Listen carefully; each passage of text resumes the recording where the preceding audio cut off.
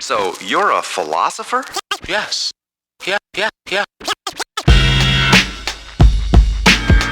It's like basically growing up on the East. Chum, you know what I'm talking about.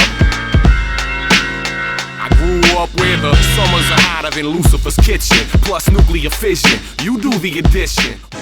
Of the Atlanta Hawks. Irvin Johnson, who became known as Magic after he passed by.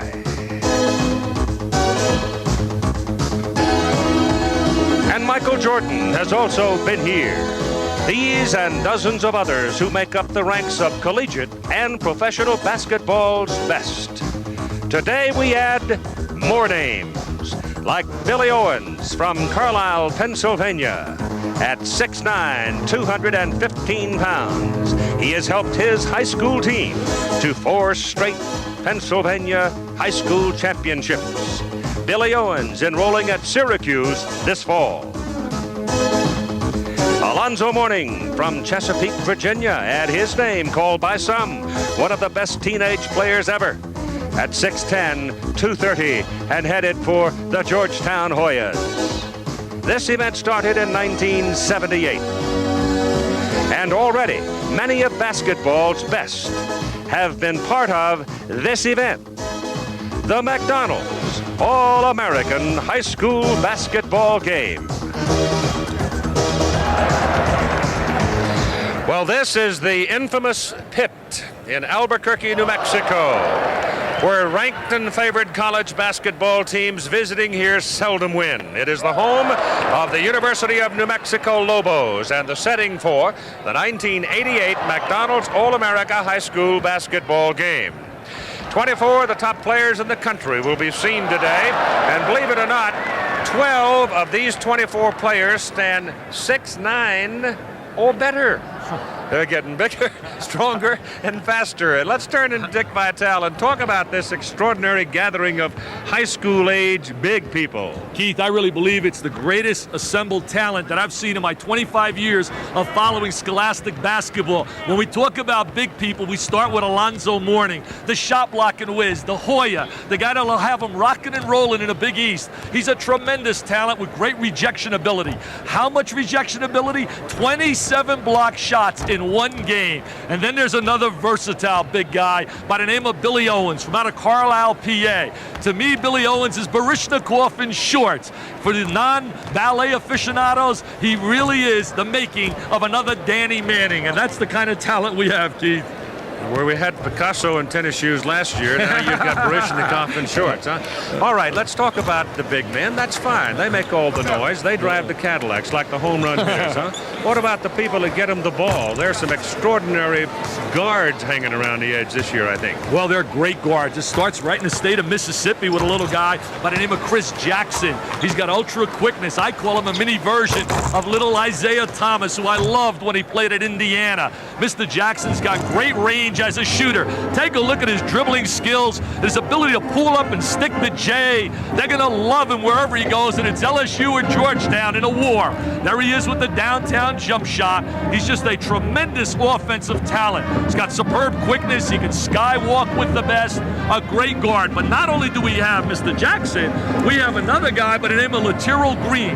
You ready for these stats, Mr. Jackson? How do you like these? 39.7 a game, 11.4 rebounds a game, 9 assists a game, 4 steals a game. I want to know something. Did anybody else play in a game? I mean, I can't believe it. I find it kind of amusing, Dick, that all of a sudden the state of Mississippi is producing 2 of the top point guards of the country. I sort of get the feeling that the promoters and purveyors of high school basketball talent suddenly just discovered the state of Mississippi. I expect they've been playing pretty good basketball down there for quite some time. It's just somebody suddenly discovered that there is some talent there, and they will show up. And we'll be back with more in just a moment. You can't play a game that involves some degree of temper without being excited at a mano-mano confrontation. That's why there's some magic in this McDonald's All-America, because the young people get a chance to test themselves. I'm with Coach John Wooden, who is one of the founding fathers of this particular event. And Coach Wooden, I said a few minutes ago, of the 24 kids we're going to watch play basketball today, 12 of them stand 6'9" or better. That says to me this is an impact group of high school graduates.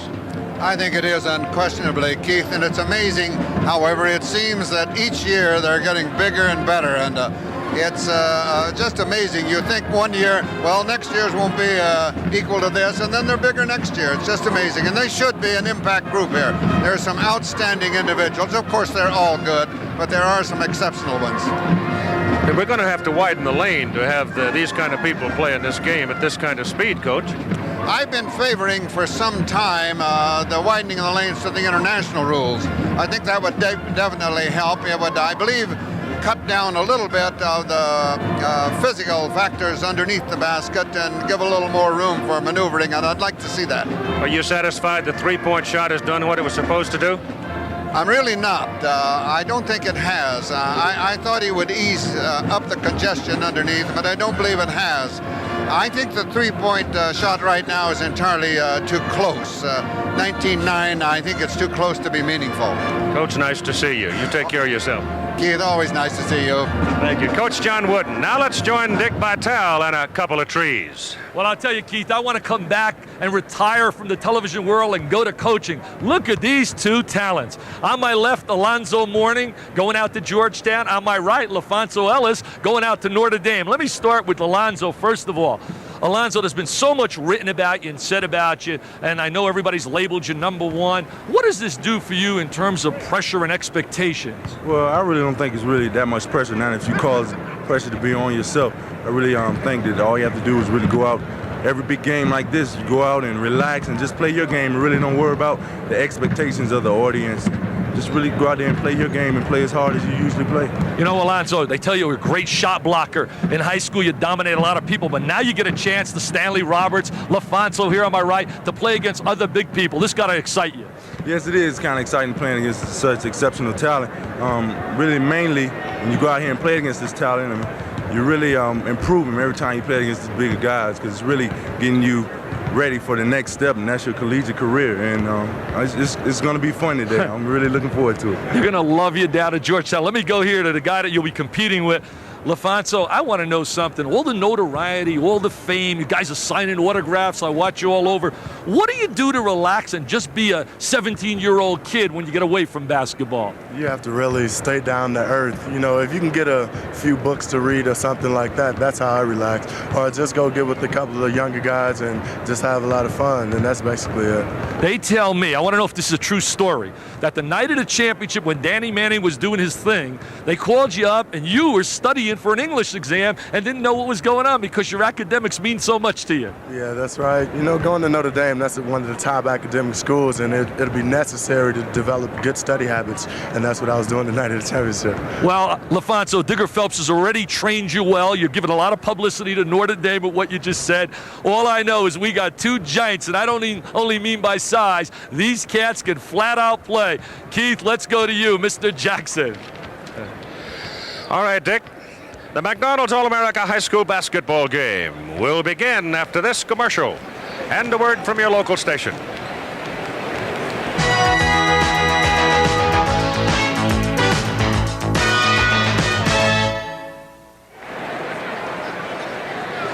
We'll be a little less than sold out at the pit in Albuquerque, New Mexico today, where the New Mexico Lobos play. And it may seem a milder sort of a setting for many of you who have been here as a member of a visiting delegation during the collegiate season. But this is aptly named the Pit, and it's quite an attractive place. Now here is Dan Evans, the public address announcer, with the starting lineups. For the East squad at one guard from Moss Point, Mississippi, number 11, Laterro Green.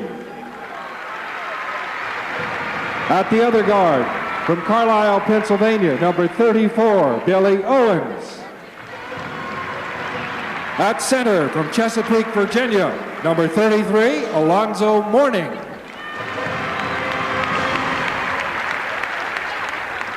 At one forward position from Arlington, Virginia, number 36, Crawford Palmer. At the other forward position from the Bronx, New York, number 22, Malik Seeley. The head coach from Jersey City, New Jersey, Bob Hurley. Now here are the starters for the West squad. At one guard from Long Beach, California, number 15, Derek Martin. At the other guard from Los Angeles, California, number 42, Chris Mills. At center from Hopkins, South Carolina, number 53, Stanley Roberts.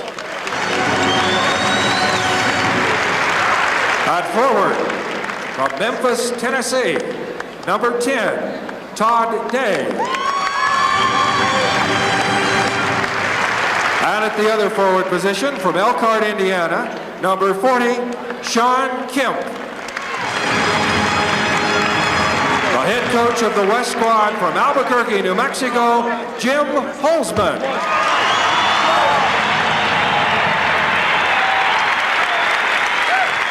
The officials for today's game, Jim Danner. So the East will be wearing the blue, and the West will be in the white.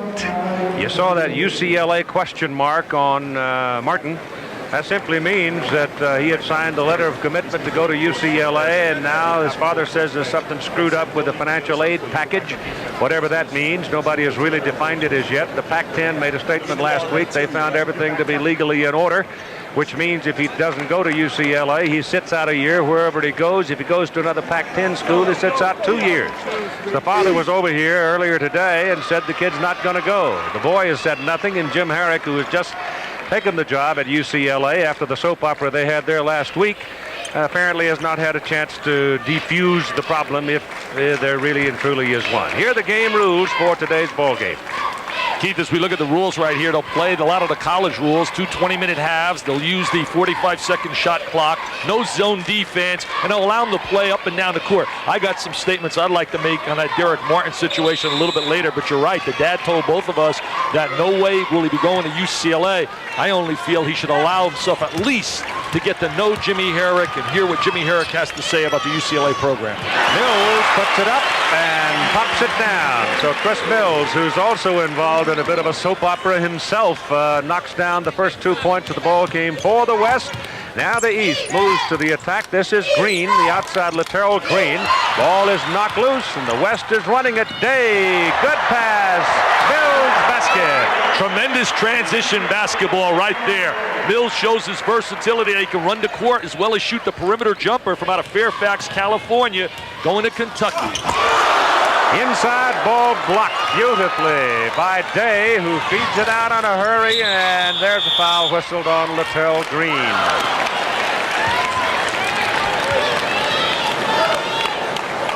The movement up and down the court will be pronounced. No zones allowed, as you noticed in the rules. It's a man defense, and the idea is showcased. That's really fundamentally, basically what it's all about.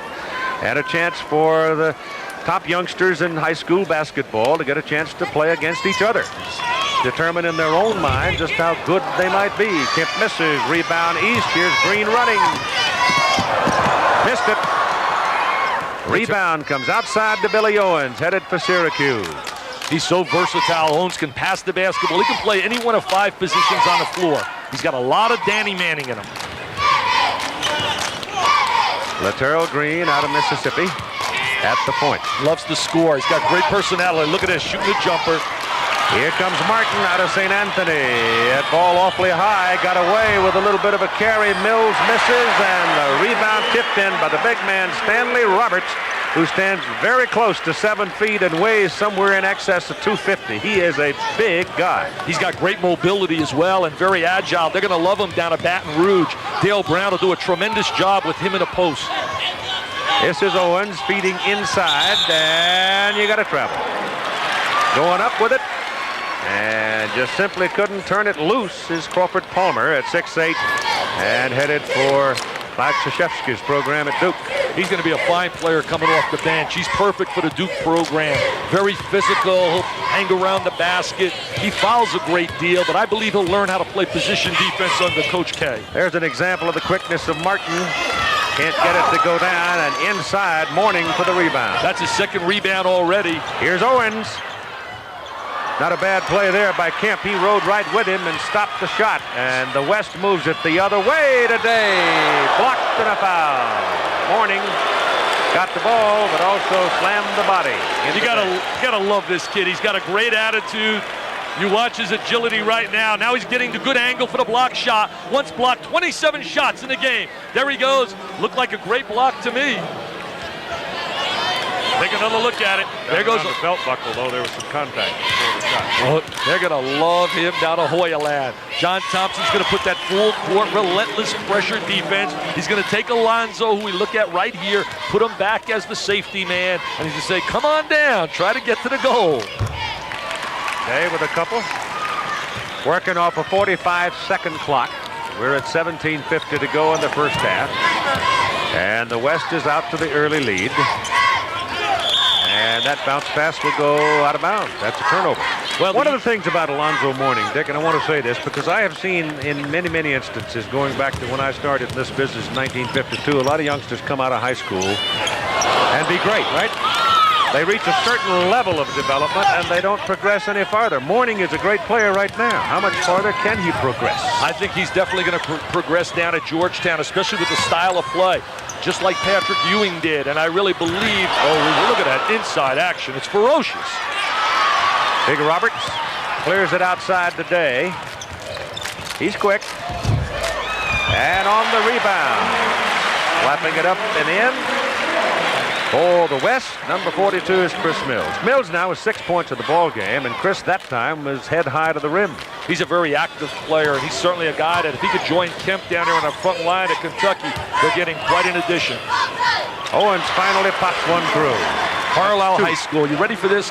Unbelievable statistic. 4 consecutive state championships. That's unprecedented. Not only 4 state championships in a row, he started all 4 years under a guy by the name of Lebo, whose son Jeff plays at North Carolina.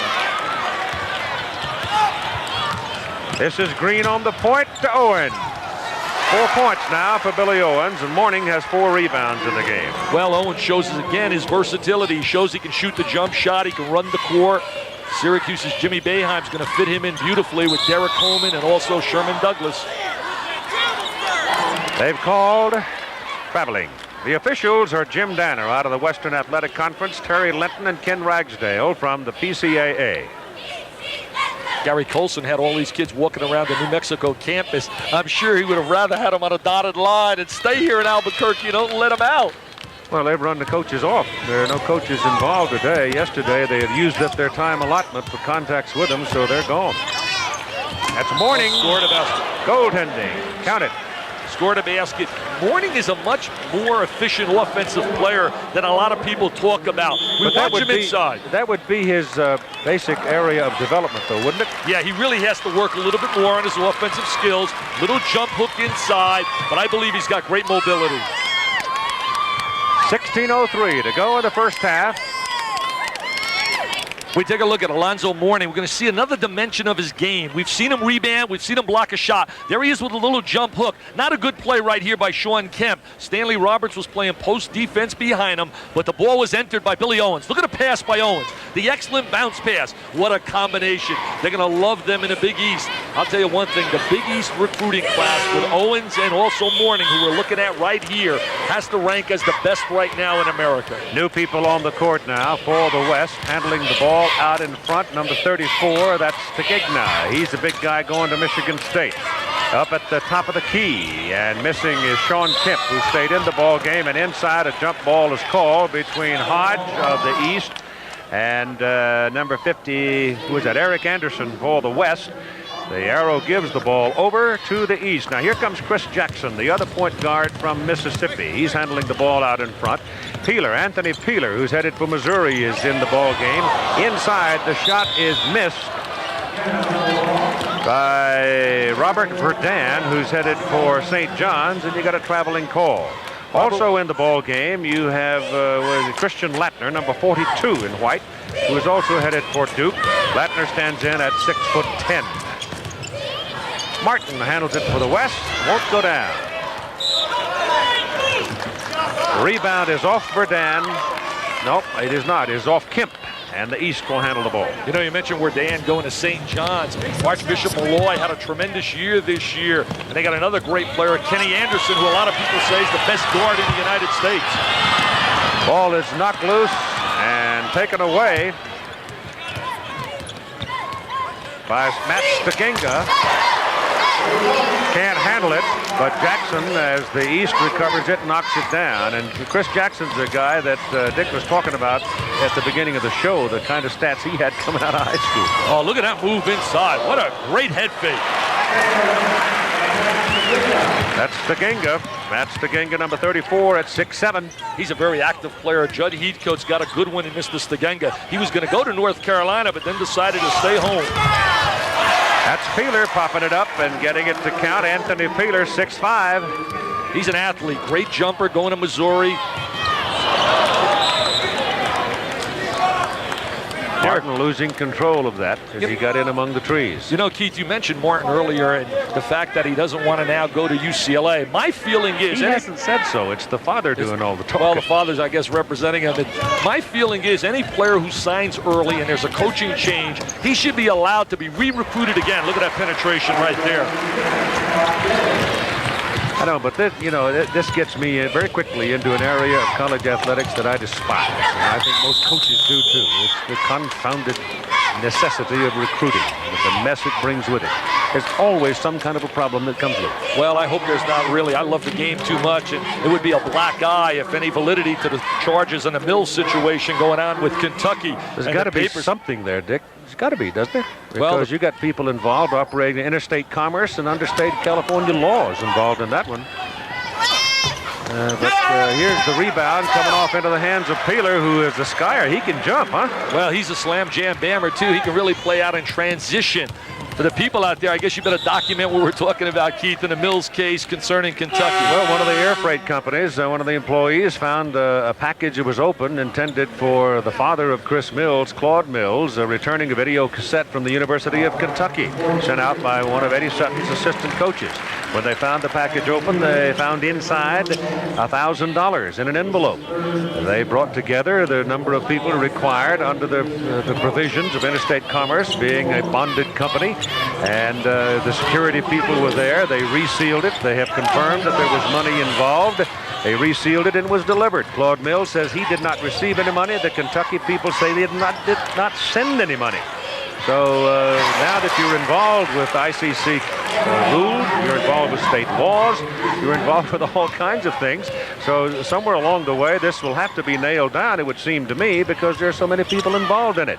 The NCAA conducting its investigation, and in time we'll eventually, I suppose, find out the truth of it. Well, I'm going to talk about basketball and get away from the investigative end of it. I have a tough enough time analyzing the game. And right there, Stanley Roberts, what a thoroughbred, playing above the rim. Here goes Peeler again. This time he runs into Big Roberts, and he presents a considerable challenge for him.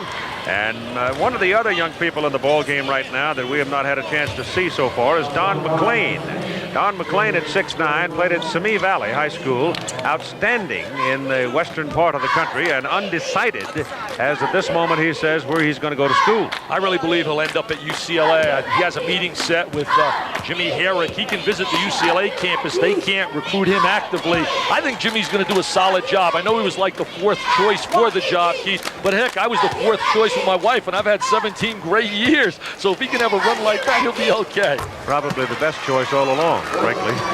Well, a lot of people in that part of the country that felt he was going to get the job when the decision was made to make a change. Well, I'd say this for Peter Dallas. If there was any validity to all the offers, Mike Krzyzewski, Jimmy Valvano, Tom Davis, Larry Brown, they certainly went after some heavyweights and proven coaches. There's a foul.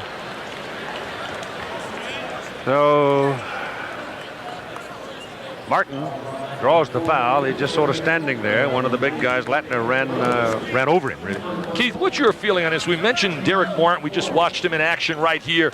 I really feel, as I said earlier, if a kid signs early with a school and a coach gets fired or he moves on for a new job for the country club and the new contract, I think the kid should be allowed to be re-recruited again for 2 weeks in April and let the new coach try to sign him or let him go elsewhere. Why should he be penalized and be asked to sit out a year when there's been a coaching change? Because most kids, 90% of them, pick a school because of the coach. I think you're right. Basically, the only problem you've got with it is how do you police it? There's a whistle before the shot. No basket there. You've got 12 minutes and 34 seconds to go in the first half, and the East now, finally pecking away, has come to take the lead from the West, 17-16. Latner now with 2 personal fouls. This Jim Holzman, the coach from out of Albuquerque High School, has got quite an attractive record, as does the Eastern coach, Bob Hurley, one of the best in America. Soft pass, didn't have enough on it to get inside. They're still scrapping around over it, and it's going to be East ball. Well, you don't see much strategy in all-star games. It's basically bring the ball up the court, think a little bit about passing the ball. Look at Bob Hurley's flashing signals. Bob Hurley says, we want the 2-play. They're looking, saying, what 2-play? This is all-star. Let me shoot the rock. Jackson with 5 points, flips it inside. Peeler loses control of the ball. Good defense inside by the West. Ahead to Big Roberts, and he is fouled by Peeler. Stanley Roberts is going along with his high school coach. Jim Childers will be joining the staff down at LSU. I don't have a problem with that if a guy is talented, Keith. If a guy has some ability. Now watch this 6'11" kid run the court. He gets the 45-degree angle. He gets really banged on the attempt. He has to work a little bit more on the defensive end. East leads the West by 1 at 12:07 to play in the McDonald's All-America High School Basketball Game being held this year in Albuquerque, New Mexico. 1984, the McDonald's All-America game played at UCLA. A lanky lad leaping about Pauley Pavilion. Many forecasts for stardom. The moves of this high school senior growing into the all-around All-American ability of Danny Manning, who just led the Kansas Jayhawks to the NCAA championship.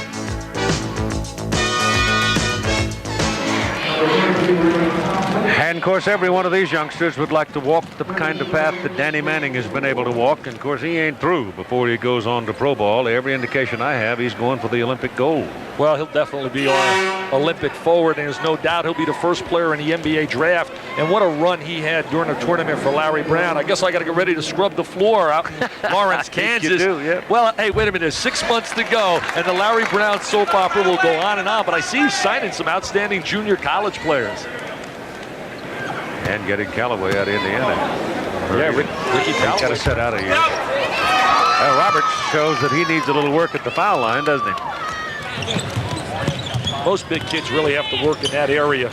But he's got good touch, and he should be a better free throw shooter. That's Morning. They say he's nothing but a defensive player. They're kidding themselves. This kid has range as a shooter as well, and will have a chance to make the U.S. Olympic team. The first high school player possibly to make the club, and I mean have a legitimate chance. That's how good he is, Keith. McLean was inside and had a clean shot on the baseline for his jump hook, and he got intimidated by number 33, and he missed it. I see he's intimidated right here. He's waiting for the shot block. Alonzo wants to go get a piece of it. He says, no, I'm going to let you shoot that one. Morning with 5 rebounds and 4 points in the ball game. John Thompson's jumping with joy. I know he's watching right now. He's probably saying, that's my guy, Alonzo.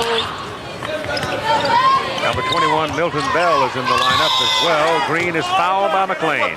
What quickness by Latero Green. He's got the great first step.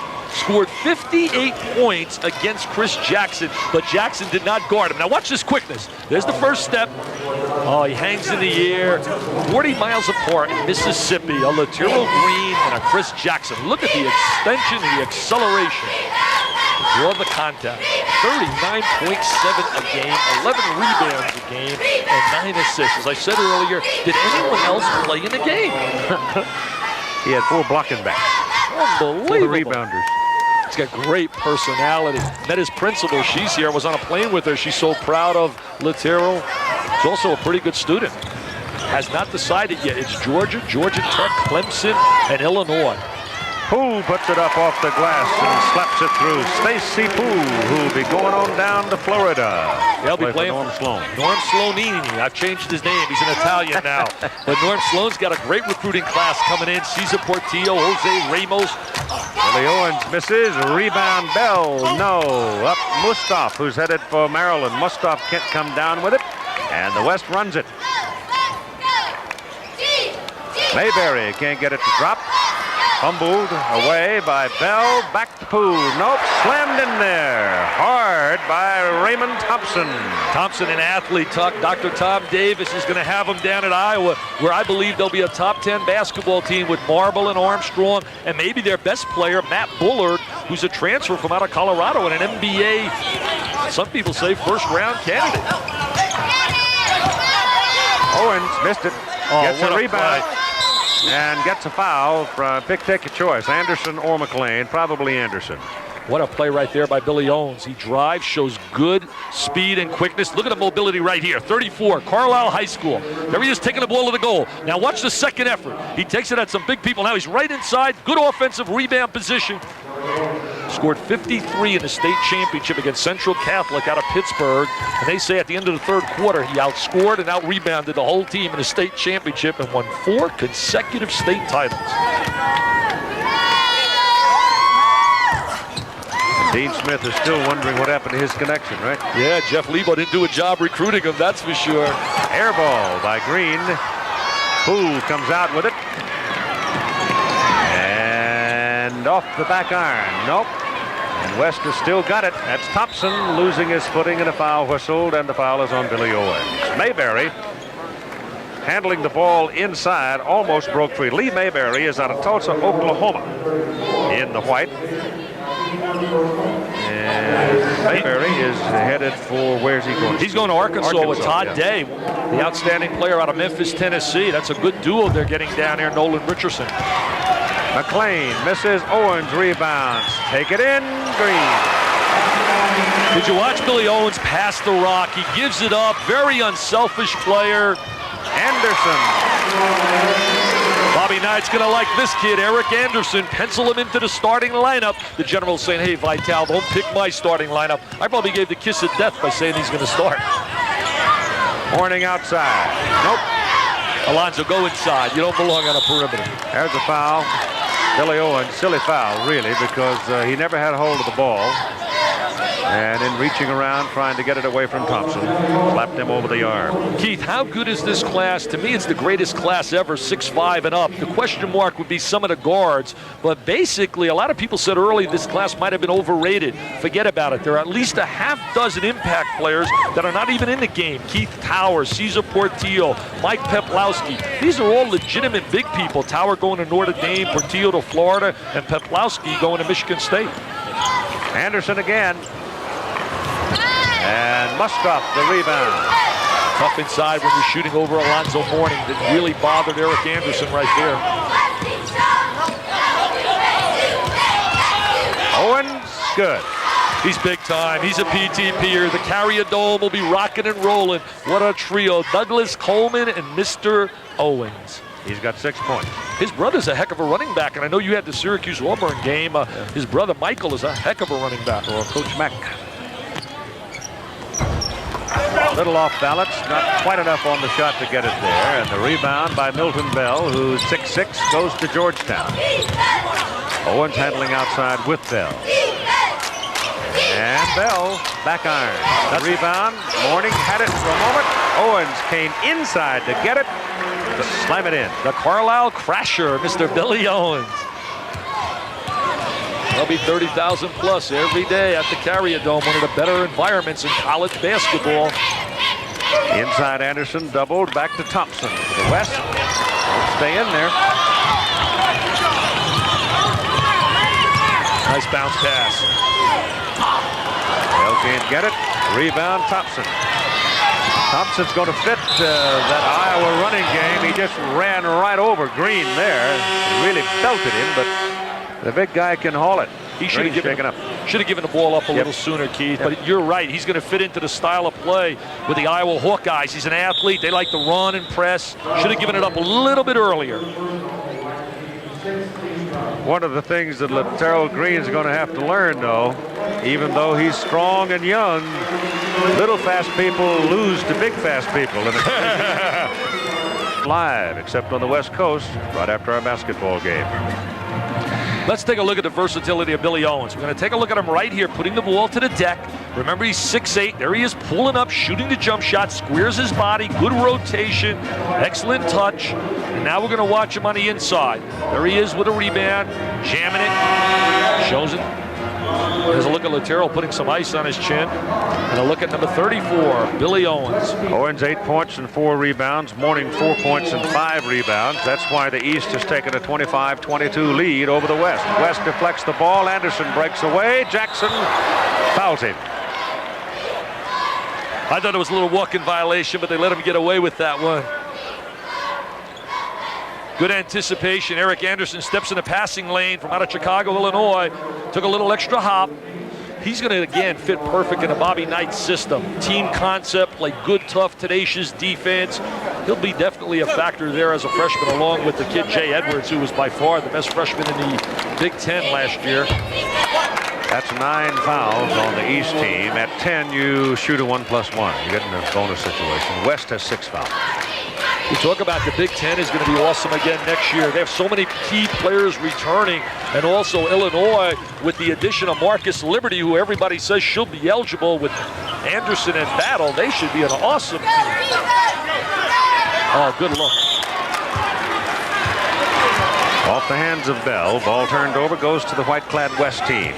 Milton Bell, 6'6" player, has got explosive jumping ability. He's going to have to work a little bit more on his perimeter shot. In fact, Georgetown has, good back screen. Good back screen for that layup. Mayberry of Arkansas puts it in there.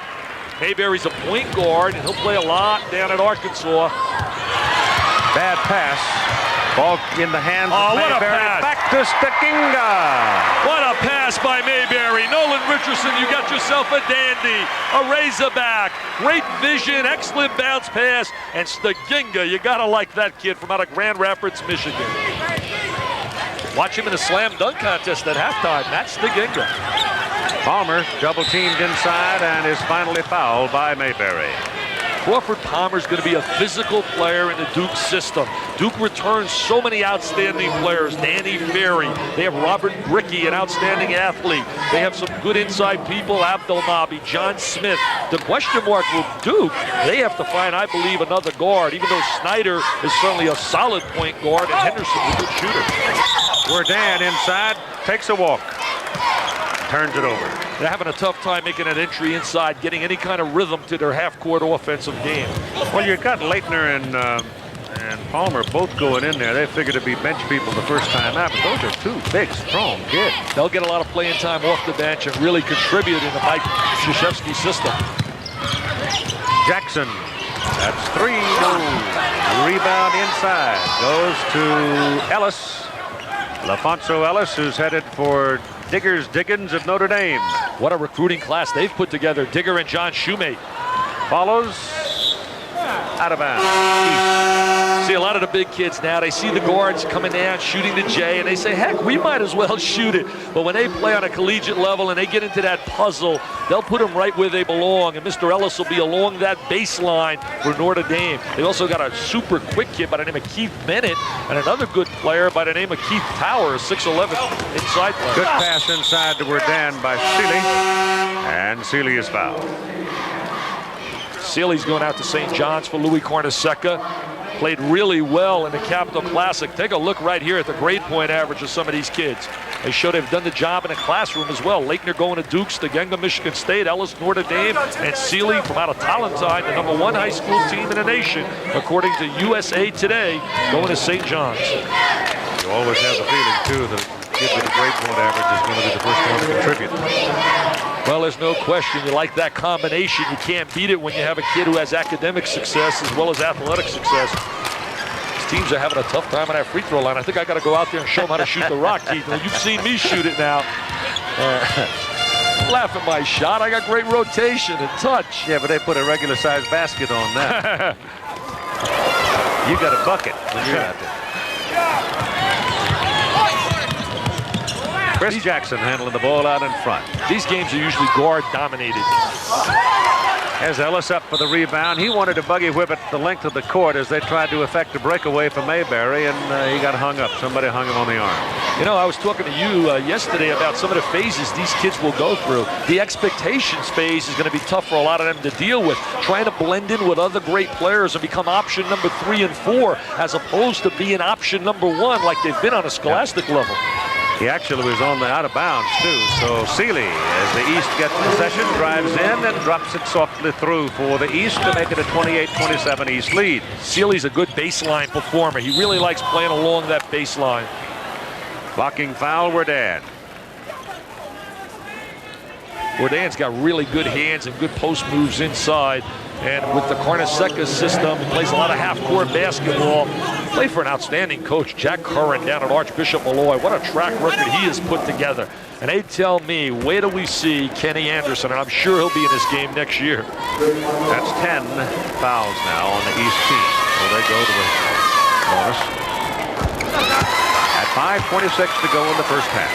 You know, mentioning DeMatha and Danny Ferry went to DeMatha High. Morgan Wooten's going to meet Ronald Reagan in the Rose Garden next Friday. He said before he heads west and goes out to Bel Air, he wants to meet Mr. Wooten. Ready for this? He has 876 career wins. Palmer gets it to drop. He's a big horse. O'Nelly, he's a big horse. Yeah, he's strong. Well, the thing about so many of them, Dick, is all of them seem to have the big frames. As Werdan rolling around on the floor now, you're going to get a jump ball call on it. But here's an example. Werdan looks to me like his frame is big enough just through normal development. He's going to add another 20 pounds. Yeah, he's going to get stronger. They'll get him in a weight room, and he'll get much stronger. When you look at the recruiting class in the Big East, we talked about Syracuse. They certainly have had, and many people believe, the best recruiting class in the nation if you just look at high school players. I believe UNLV, Jerry Tarkanian, when you consider the junior college players, is probably the best. But St. John's and Georgetown, all three of them have done exceptionally well in the Big East Conference. Werdan went inside and the 3 white shirts came at him, all of them trees, and they just hammered him. I got such a kick yesterday at practice talking to a lot of these kids and watching them play. I mean, I'm just awed by the talent level. We're looking at really impact players here, kids that will step in as starters immediately. When we look at the size factors, and we're going to document it at halftime, 1979 produced some great players. You had Isaiah Thomas, who I believe has been the best point guard that I've witnessed in college basketball in my 9 years on television for what he did at Indiana. But they had Wilkins and Worthy and guys like Stepanovich and certainly Sampson and Bowie. But this class is deeper and bigger. Certainly bigger. Jackson, watch him jump. He can bounce. I'll tell you one thing, too. We hear about the recruiters and about the college coaches. What about these kids, though, that manipulate some of these recruiters? I mean, some of these kids are still open, and I really wonder. We got Green and Jackson and McLean, and these guys are drooling. Uh-oh. Seeley. Mr. Seeley. Oh, I don't think there's any question but what the phone rings at both ends in this recruiting gig. There's manipulation at both ends. No doubt about it. The coaches get a lot of criticism, but also an 18-year-old kid, they play a little bit of the game as well. 4:02 to go in the first half. East 36, West 29. 1987, the game took place in Philadelphia. First game in this series had been played there as well. Interesting, the MVP from last year's game would be the young Tiger who would lead Temple to its best season ever. Yep, Mark Macon, 1987 MVP. Here's a look at that class of 79 Dick was talking about. Add John Paxson to that group as well. I'll tell you, look at that class. Thomas and Sampson and Bowie, Wilkins, Worthy, Kellogg, Stepanovich. You know, Isaiah Thomas. There's an article in the National Basketball magazine that I can't believe as we look now at the class of 88. Mourning, Owens, Kemp, Williams, Ellis, Jackson, and Roberts. What a class. Now take a look at Jackson. I'll get back to that story. Look at the legs right here. Great bounce off the floor. LSU or Georgetown. Now we look at Mr. Seeley going to St. John's for Louis Carnesecca. What a high riser right there. Tolentine, #1 in the nation. Look at Jackson, who I really call a mini Isaiah. I want to get to that Isaiah Thomas. Look at that acrobatic. Wow.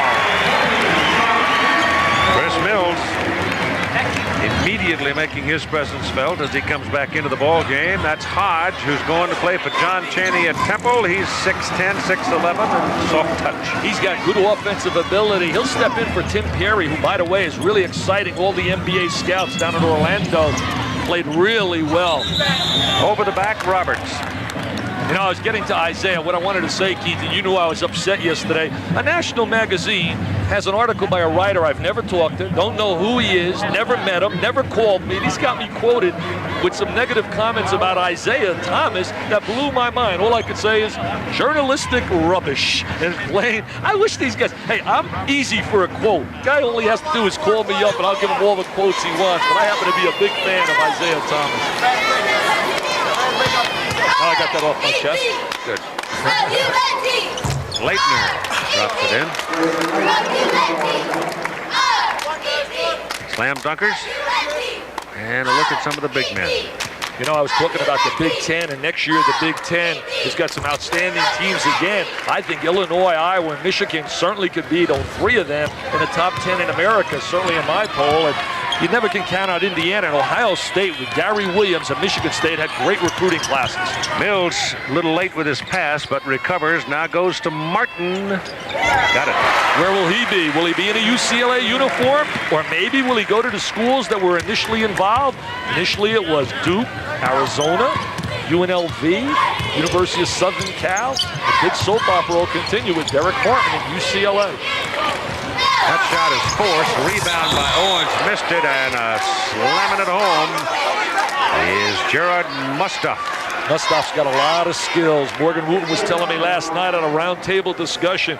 He said this kid can play anywhere along the baseline. He's very agile. As we take a look at him right here, number 34, he'll be joining down at Maryland Brian Williams, who starred in this game last year. Yep. Well, he's staying at home, too. I sort of like that. Admire that. Running cross-country, coast to coast. I don't know. Well, those guys in the East don't want to hear you saying that in the Big East. You want to keep those California kids home. Whether they like it or not. There's an inherent risk when an 18-year-old goes from coast to coast. Almost got it to work, but a little bit too long. Ball rolling around. And finally, it is controlled by Billy Owens. Look at Billy Owens. Look one way. What a... Oh! That's slammed home by Hodge. You know, Hodge gets to play, but I don't know if people realized what a play Owens just made in transition at 6'8". Our producer's reading my mind. Ken Wolf, the outstanding guard for Harvard University.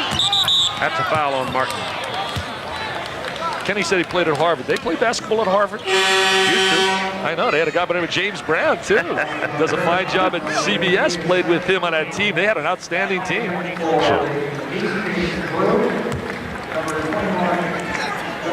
I know one thing. When you walk down the aisle and get that piece of paper, you're going places in life. Yep. I couldn't spell Harvard, so I couldn't get in. The only chance I could get in is to visit. Take a look at Owens. He looks one way, kicks it another way. We're going to look again at Mr. Owens as we watch the drive right here, and Hodge comes over. Hodge going with John Chaney, who was my choice as Coach of the Year this year. I thought Chaney, when you look from out of the gate to what he did at the finish, had a fantastic season. And we all know about Mark Shake and Bacon Macon, who played in this game last year. Where does Owens play for Bayhawk? Anywhere he wants, anytime he wants, any place he wants.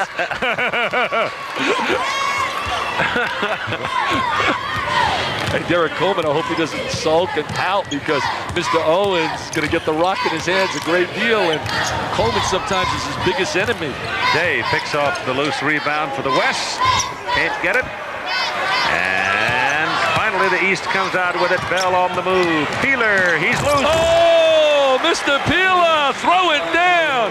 Missouri, Norm Stewart says bye-bye to the Band-Aid man, Chivas, and now he gets Peeler. Coach Holtzman wants timeout. Good reason. Minute 52 to go in the first half, and the East threatening to blow it wide open with a 16-point lead, 49-33. Well, we looked at the rosters, and you could sort of see the out of balance. Bob Hurley says, I love this squad. Take a look at it right here. Oh, nice dribble move to get around, a little yo-yo move to get free for the slam. East is loaded. These kids can flat out play. Up, up, and away.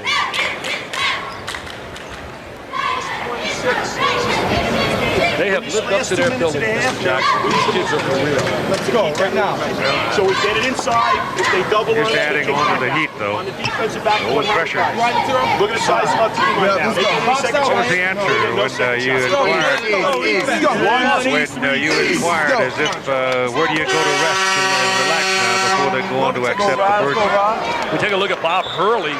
Bob Hurley has an outstanding team coming back next year as we look at him right here, and it's going to be headed by his son, Bob Hurley Jr., who a lot of people rate as one of the top 10 players in the United States. They'll be after him. But where do these young people go now between now and the time they matriculate at college? Is there going to be a time, a respite for them to take a deep breath? Not really. They're going to be playing in a lot of all-star games. And, you know, the good thing about the NCAA rules, Keith, years ago, kids can play in as many all-star games as possible. Now they can only play in 2. And to me, sometimes, you know, they got to realize this. Oh, look at that move inside. A lot of people try to exploit these kids and get them involved in all kinds of situations. But most of these kids, getting back to your question, will play around their area in different summer leagues. I'm sure Mr. Mourning will be going to the Olympic trials. Well, I'm sure he will too.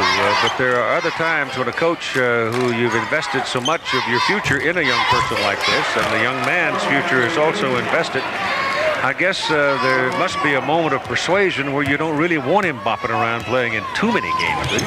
Well, you want him to certainly be fresh when the season starts. Emotionally, if nothing else. May with that long-range jump shot. The game is such a highly specialized game now where kids are playing 12 months a year with all these specialized camps, and I really believe that's the reason that we see the skill level getting better and better. Bell spins it off the baseline. Ding-dong bell. Not bad. 6-6. He's out of Richmond, Virginia, going out to Georgetown. Kemp. Power move. Sean Kemp from out of Elkhart, Indiana, took his team to the final game. A big-time scorer. There he is working on the interior, taking it right up home. I mean, he is taking it to the goal. They dump it in. Now watch him right here. Number 40, good hands, super strength. His problem is that he tries to be a little bit too much a perimeter player and a finesse player instead of getting on the interior. Now 12-point difference, 53-41, a half a minute to go in the first half.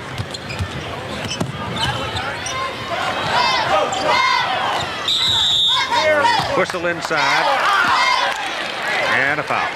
You know, Keith, getting back to the kids playing all year long, there are some positives about these all-star games, but there are some negatives as well. There's no question, for example, kids missing class, but when you talk to the people involved, they have such a schedule for the kids, they get a chance to hear John Wooden speak. That's worth, I don't know, you know, to me, that's just unbelievable to hear his pyramid of success and what a winner's all about as we look at Coach Wooden, 10 national championships in 12 years, the greatest achievement, I believe, ever in sports.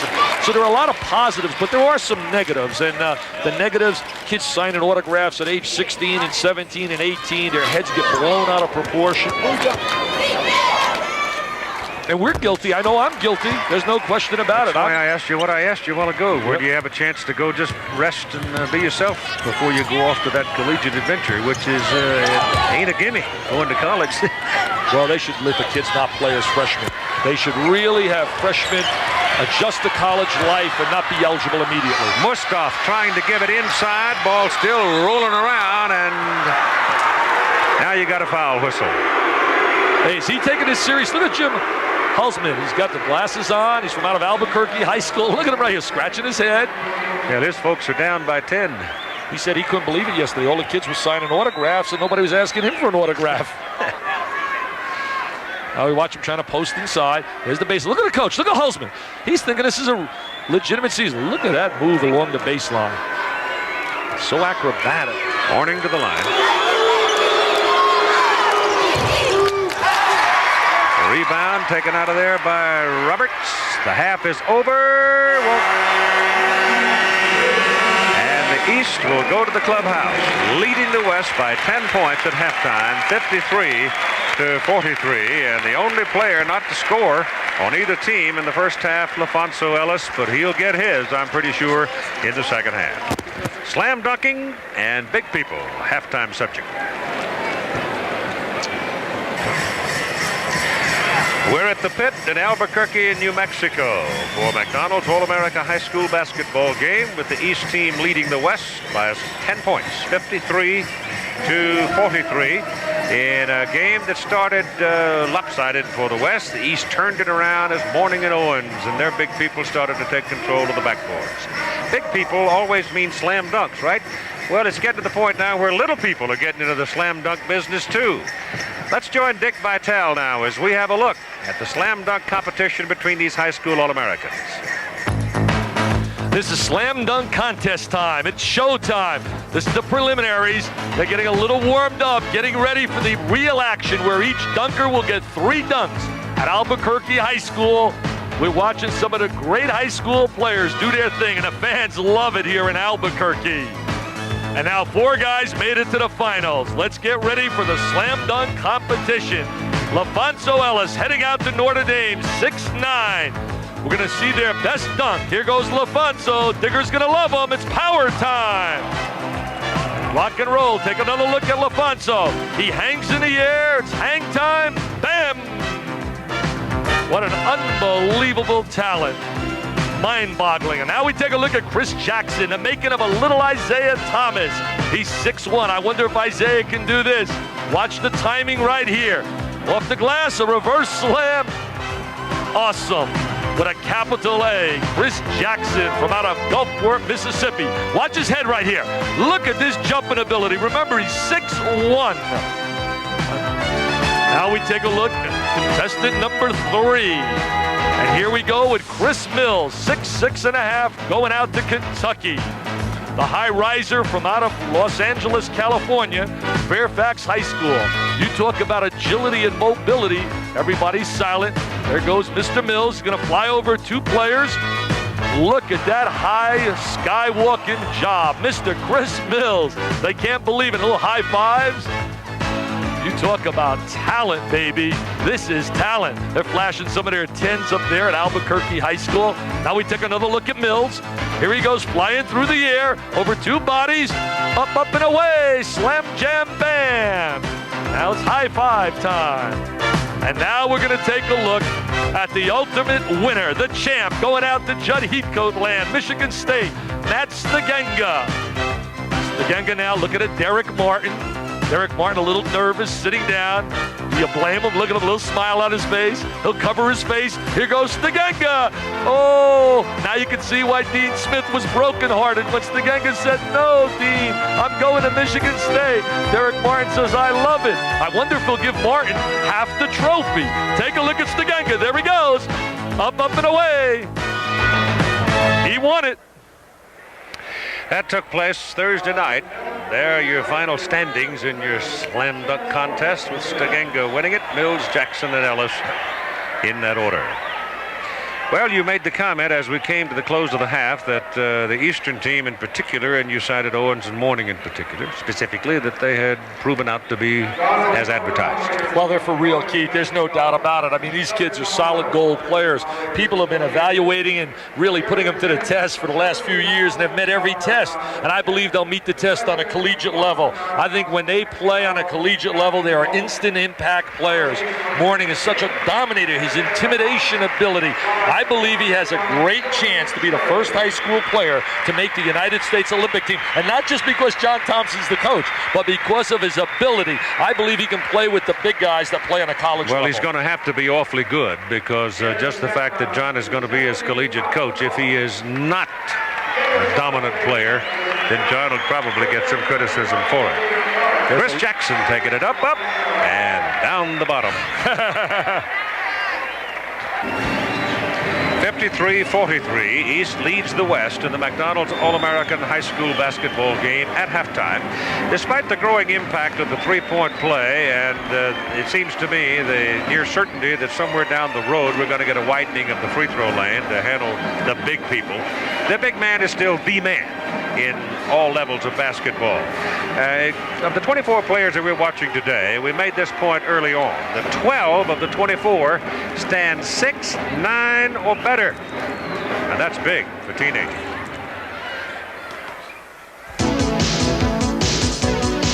When you talk big men in basketball, you have to talk about people like Bill Russell, both at USF as a collegian and the Boston Celtics. Those back-to-back collegiate titles giving a glimmer of what was to come when Russ became the legend with the Celtics. Because it was there his defense became part of their offense. And then there was Wilt. His great size and strength made him the game's greatest scorer. He could totally dominate a game. And Lou Alcindor, Kareem Abdul-Jabbar came as yet another kind of big man, a blending of talents, including running the floor with speed and agility. And now, the new crop. LaFonso Ellis, 6'9", 220, and obviously still growing. He loves to bang the boards. Averaging 19 rebounds per game in his senior year, he's headed for Notre Dame. And this big guy, Donald Hodge, at 6'10", is headed for Temple. He weighs about 210, but he'll add some weight. He's got a big frame. His favorite food is lasagna, so I imagine John Cheney of the Temple Owls will let him have some lasagna to put on some more beef around the boards. Jared Mustaf at 6'10" and about 220 will play for Bob Wade at Maryland, staying at home, if you will. Morgan Wooten, who helps run this game, was Mustaf's high school coach, and he thinks the potential here is almost unlimited. Christian Leitner at 6'10", 215 pounds, and he's a big, rangy guy that could easily carry another 15 or 20 pounds. On top of that, he's going to Duke with a straight 4-point grade average. And Stanley Roberts at 6'11", he's headed for LSU. He may want to drop some pounds, but he is rated the best true center coming out of high school basketball this year, though it would seem that he may have to learn to bang the boards and play inside with a little more authority. And then there is this man, Alonzo Mourning at 6'10", 230, perhaps the most complete player of this group at this time, and perhaps the most advanced. But moving to the next level of competition, it's going to be very interesting to watch these young, big men as they grow up in the game of basketball. Sometimes some surprise you. They grow higher than you thought they might. All right, now, Dick, there have been a lot of people that have been called, well, Webster was called the eraser, going and on and on and on, guys coming out of college, but not very often do young people come out of high school with a reputation for shot blocking that Mourning had. Unbelievable. You know, the other day, great conversation. I introduced Alonzo to Red Auerbach at the Naismith banquet, and Red Auerbach brought him over, and he had the cigar, as only Red can do, and Red says, I hear you block a lot of shots. He says, yes. He said, but I had a fair shot blocker by the name of Bill Russell. He says, yes, I heard about him from John Thompson. He said, let me tell you about Russell. When Russell blocked the shot, the ball stayed in play. He would bring the ball back, and we would get the transition game and get a layup. He said, Alonzo, don't hit the ball and knock it in the third deck. Well, Alonzo stood there in awe, and I could just see the look on his face. And the other day, I had a conversation with John Thompson and with Bill Russell. And I said, Russell, he blocked 28 shots. You know what he said? He said, that's bad defense. He said, if you're blocking shots, he said, that means the other guys aren't playing good defense. And he said another time he blocked 8 1/4 in the NBA, and he turned to his teammates after blocking 8. He said, hey, fellas, he said, you're playing poor defense. I should be blocking that many. But I'll tell you one thing. If this kid could only be half, remember this about Bill Russell. He has more rings than we have fingers for championships. And I think we're a little too quick, and I know I'm guilty probably more than anyone, Keith, when I say the mini version of Isaiah, that we start to talk about these kids in the terms of the great, great players. But Alonzo's certainly got a head start on a lot of people. He's got a world of potential. Yeah, you're right. You're just adding pressure. We'll be right back.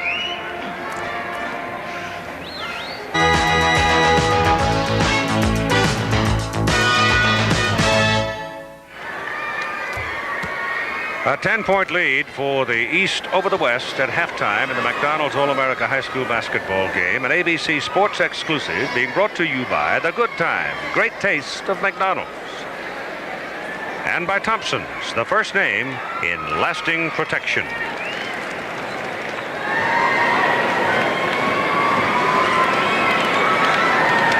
Leading scorers in the ball game. Owens, you can see, matching his points with rebounds. That's impressive. Very versatile player. We talked about his versatility. We don't see Morning's name there, but he was really an impact as we look at the cheerleaders. Hey, Albuquerque, the pit. This is where it happened for them when they beat Arizona, when Arizona came in, and certainly Lute Olson had a great basketball year this year. He got a commitment the other day from a kid by the name of Orlando Vega, who was the most valuable player in the Dapper Dan from out of Virginia, played at Oak Hill. Hey, 3 great things happened for Mr. Olson on April 8th. He got Vega, he had Sean Elliott say he's staying in school, and Larry Brown said no to the UCLA job. Not that, hey, Jimmy Herrick's going to do a great job. He's going to have those guys a little worried in the Pac-10. Anderson tries to take it to the board. Doesn't get it the first time, stays with it, and slams it home. And it's now an 8-point difference to the ball game as the East comes up. Handling the ball is Laterrell Green. Alonzo Mourning is out there. Mustaf is out there. Seeley is out there. Shot comes off. Snapped into the corner. West has it. Breakaway. Thompson. Seeley back defending. Thompson blows it. And the rebound comes off to Leitner. And now the blue-shirted East team with a chance underneath. Reverse slam by Mourning, and their lead is back to 10. Mourning very physical, but what an outstanding play we just had on the other end defensively by Eric Anderson. He's a tenacious player out of St. Francis de Sales, out of Chicago, Illinois, going to Bloomington, Indiana. There's a foul inside, and the foul is whistled on number 42 of the blue team. That's Christian Leitner. Leitner, very strong player. He's also a finesse player as well. He's got the good body, had some great numbers out of Nichols High School out of Buffalo, New York. Raymond Thompson brings it into the corner. Poole puts it up. It is no good. Anderson runs it down on the baseline. John McClain is out there for the West team. McClain's been really quiet. I don't believe he's scored yet today, and he's wide open. I think he's going to UCLA. Poole got it. Stacy Poole, they're going to like him down in Gainesville, Florida. They got an excellent recruiting class. In fact, I would go the Big East, the Southeastern Conference, and the Big Ten as having the 3 best classes coming in next year to college basketball. Florida season unraveled on them, didn't it, this year? Oh, yeah, they really had. You talk about a soap opera. There's a good baseline drive right there.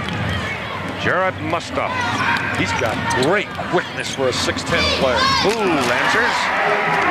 Poole, Norm Sloan's got to like him. They need somebody to replace Vernon Maxwell. I was sad to learn about Maxwell's problem with cocaine, and the one good thing, at least he's being honest about it. Now he's going to have to attack that problem head to head. Look at how you like that move by Seeley, huh?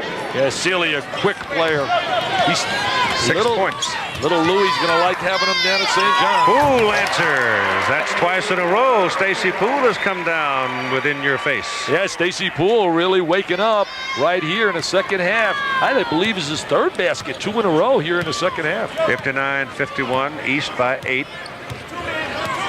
17:45 to go in the game. This Laterrell Green works to the baseline and runs into a very tall gentleman named McClain there. And McClain literally arrests him, body and soul. McClain is an excellent shooter. He's got great range as a shooter. Here comes Laterrell Green. They said, no, this is not Mississippi, baby. He slips. They said, this is not high school. You got to play with us big guys. Laterrell said, hey, nobody cleared out for me. Jump ball, possession arrow, East, so they don't lose it. There's inside the 3-point line by Seeley. But he drops it softly through, and now he's got 8 points. Well, he was 10 for 12 in a Capital Classic and was the MVP. Played brilliantly along. I'm not sure now. I'll take that back. I'm not certain he got the MVP. I think Laterrell Green was the MVP.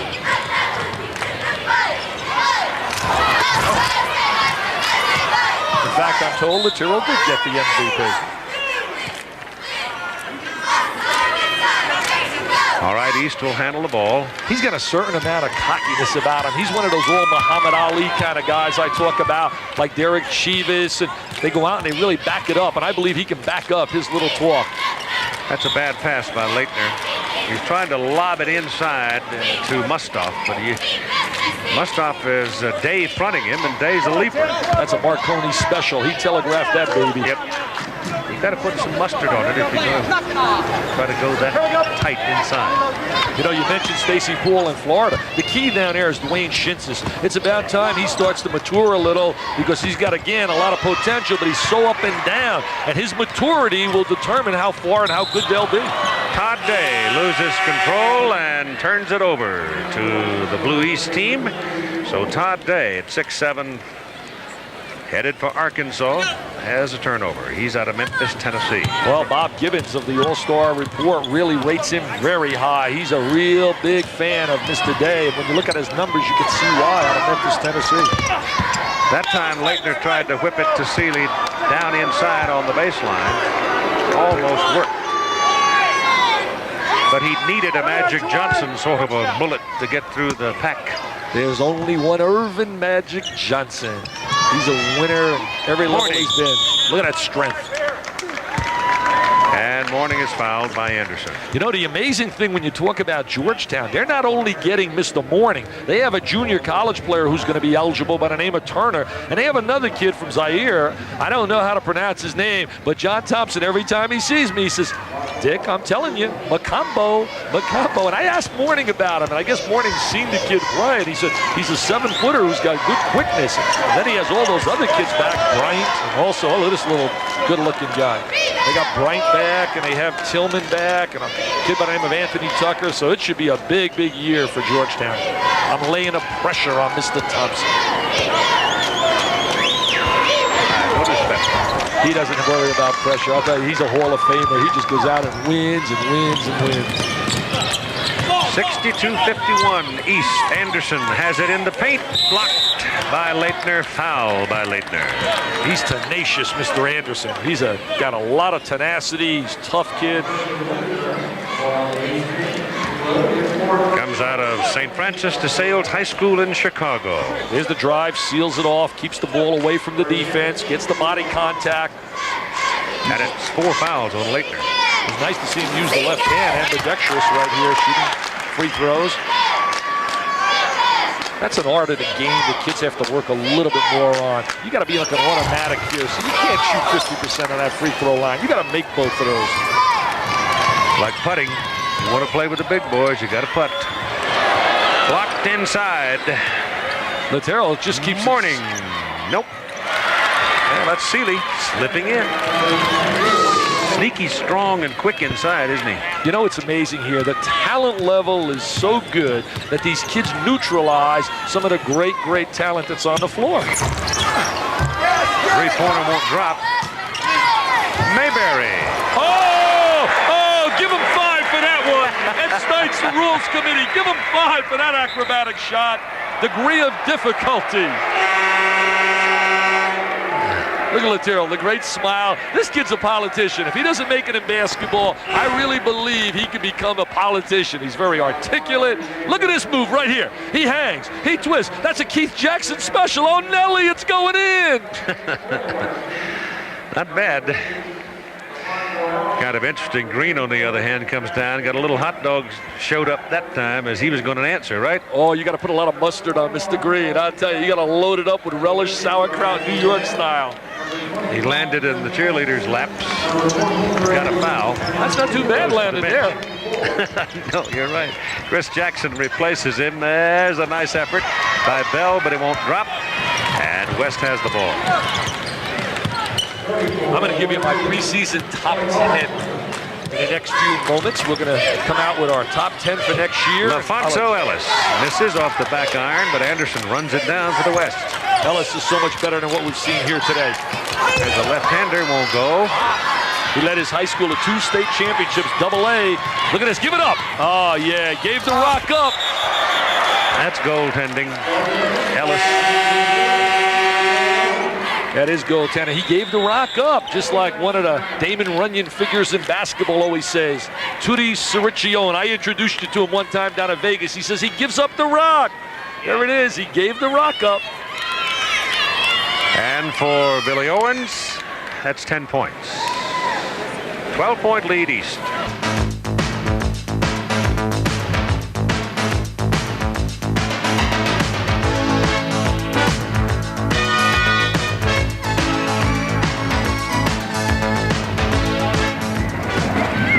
Next Saturday It begins on ABC Sports with the Professional Bowlers Tour, $140,000 Greater Hartford Open. And then ABC's Wide World of Sports features America's finest taking on a top Soviet team in women's gymnastics. 3-year-olds with Kentucky Derby hopes will go at it in the Wood Memorial Invitational. All live except on the West Coast, beginning at 3 Eastern and Pacific, 2 Central next Saturday on ABC Sports.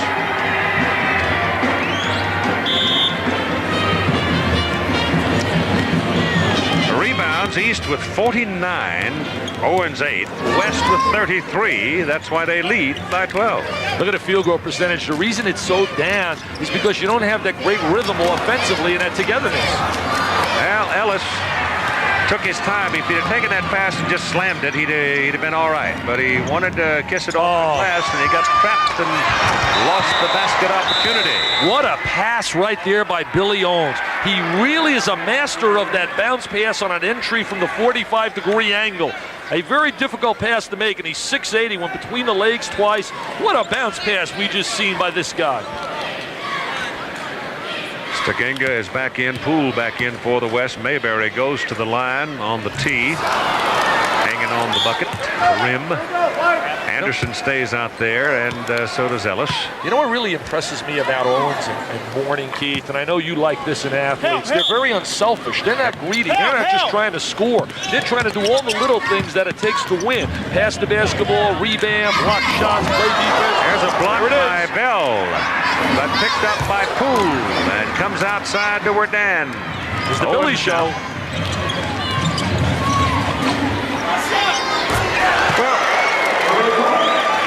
The dandy from outside, but the point on Owens is he gave up the ball right there. Now, a perfect example of it. He's got the accolades. He knows where he's going. He knows who he is. He's a mature young player. He knows himself. So why not give it up? Yeah, he really does have an awareness of the game. He's got great basketball savvy. That's Peeler. That time it won't roll for him. Peeler's going to be Mr. Excitement in a Big 8. What a year the Big 8 had this year. The big question mark is the replacement of all the great seniors that are moving on. The Mannings, the Grayers, the Richmonds, the Harvey Grants. Ellis back to Poole. Stacy's not foul on bashful. Poole, huh? Stacy's not bashful, is he? No, he's not. He's not bashful. He says, hey, I got to get some of my shots up there, too. He had a great career in Jacksonville, Florida. Played out of Nathan Forrest High School. 20 points a game, 10 rebounds a game, 6'5", with lots of quickness. All right, Poole is leaving. And Raymond Thompson is coming back for the West team. McLean comes back. Anderson goes out for the West. You know, we talk about Billy Owens going to Syracuse. They also have an athlete, 6'5", from out of Louisiana, David Johnson. Anthony Scott from Rochester, New York, 6'7". Chris Jackson line drive. That time it wouldn't go down. Here comes Ellis again. He's yet to score. Gives it up to McLean. That is just peeled out of the air by Milton Bell. Oh! You like that? Oh, Mr. Jackson with a little English on it. McLean got it. That's the thing he does best. He can catch the ball, and he's an excellent perimeter shooter. He has to work a little bit more on getting tougher and being a better rebounder. 13-point lead right now for the East as Jackson goes again. Chris Jackson, I watched him at Sonny Vaccaro's Dapper Dan, and he's just as good today as he was then. An automatic scorer. Ellis fouled. Take a look right now. We're going to watch Chris Jackson as he gets the ball. There's the ball now to Jackson. Here he comes from out of Gulfport, Mississippi. Look at the hang time. Look at the body control. And then the English. And that's why he scored 31 points a game.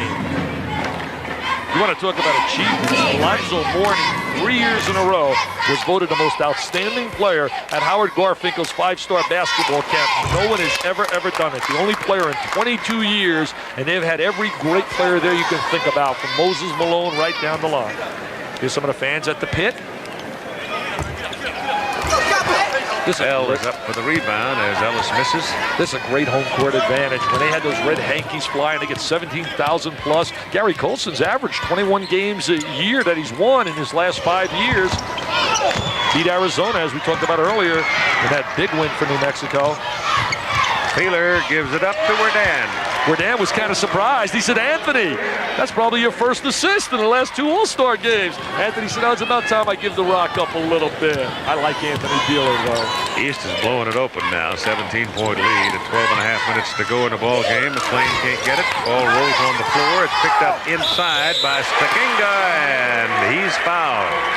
Stegenga will play immediately up at Michigan State. They need a lot of help. And Judd Heathcote, again, had a tremendous recruiting class. Not only Stegenga, Mike Peplowski at 6'10", Joe Zuloff at 6'7", John Rather, Mark Montgomery, 6'3" guard, and Parrish Hickman, a 6'7" forward from out of Redford, Michigan. There's Stegenga, out of Grand Rapids, Michigan. Slam Jam dunk winner. That's a 3-point play, and it's 75-61 now. 14-point lead for the East. Chris Jackson handles it out in front. Well, whether he goes to LSU or Georgetown, he'll hook up either with Roberts or with Mourning. What a combination. That'll be inside-outside over the next 4 years. Owens misses. Ellis, another rebound. Mayberry on the move. Challenges the big man. Owens. And foul. Owens. Well, he took it right to his number, didn't he? Look at Billy Owens, number 34. Winner with a capital W. He's got a lot of the traits of the Magic Man. Win, win, and win. 4 consecutive state championships. Look at Billy Owens coming over. He's trying to get the block right here, using the left hand, which is the hand you want to in that situation. 4 consecutive state championships. Dave Lebo. I mean, you talk about quite an achievement. That's unbelievable. Yeah, but that was 6'2" Mayberry taking it up over Billy Owens, who stands 6'8". You like that right there, huh? You like that achievement. You love that. I like that. I saw your face smile when the little guy took it at the big people. That's Gizzard. You like all those underdogs. A play like that will win a game for you. Oh, look at these right here. Cuties. Big powwow went on here yesterday over the weekend. Didn't finish until about 2:30 this morning. Oh, she's the biggest Indian powwows in the West. She's adorable. They're adorable. I want to put one of those costumes on and do a little powwow. Please, please. We have peace at the moment. Let's leave it there. They're really exciting to watch. It was quite a halftime show. It was excellent. Did you see it yesterday? This building was filled with them. Yeah, it was. Really something. 75-62. Just under 12 minutes to play now. Hodge. And a whistle. Traveling before the shot called on Malaxini. Owens is out of the game right now. Leads all the effort on the eastern side with 10 points and 11 rebounds at 11:46 to play in the game. The East and the Blue leading 75-62, and here's Dick Vitale's preseason top 10. So there you are. Videotape it, write it down quickly, and stick it. Subject to change, though. It's so early in the year. Mike Krzyzewski saying, no, Dick, not number 1. But I like Duke. I like their defensive ability. I like the people returning, and Danny Ferry's an All-American. Illinois with Marcus Liberty, Georgetown. I mean, we're looking at some dynamite clubs. It'll be another year of greatness in basketball, and Vegas has got a host of new kids. David Butler, Moses Scurry, George Ackles out of the junior college ranks. Greg Anthony will be eligible. They're going to have a great team, Jerry Tarkanians. You hope they'll be eligible. Well, Greg Anthony can really play. Jerry told us that potentially he thinks he's the best guard he will ever coach. And let me ask you a question. Uh-oh, don't be tough on me now.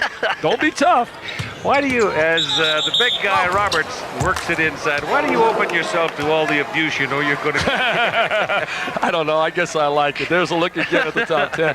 Carolina, number 5 with J.R. Reed. Kenneth Williams is not in the game, but if he is eligible, he's going to be a great addition to North Carolina, an offensive machine. Frieda, I've been good to him. I put him number 6 rather than number 1 this year.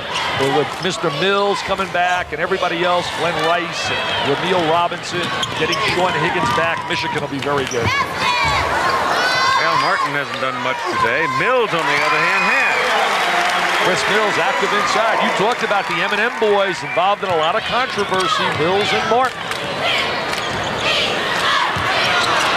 Green hustling.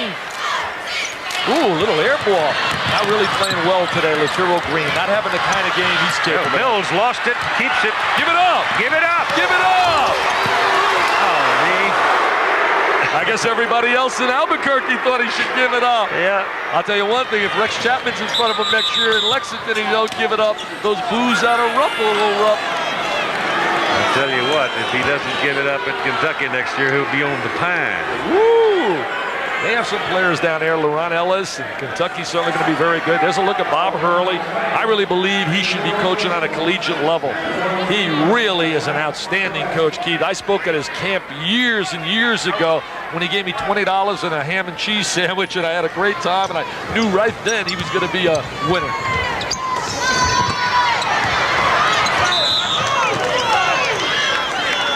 East ball at 10 minutes and 36 seconds to play, and the East leading by 11.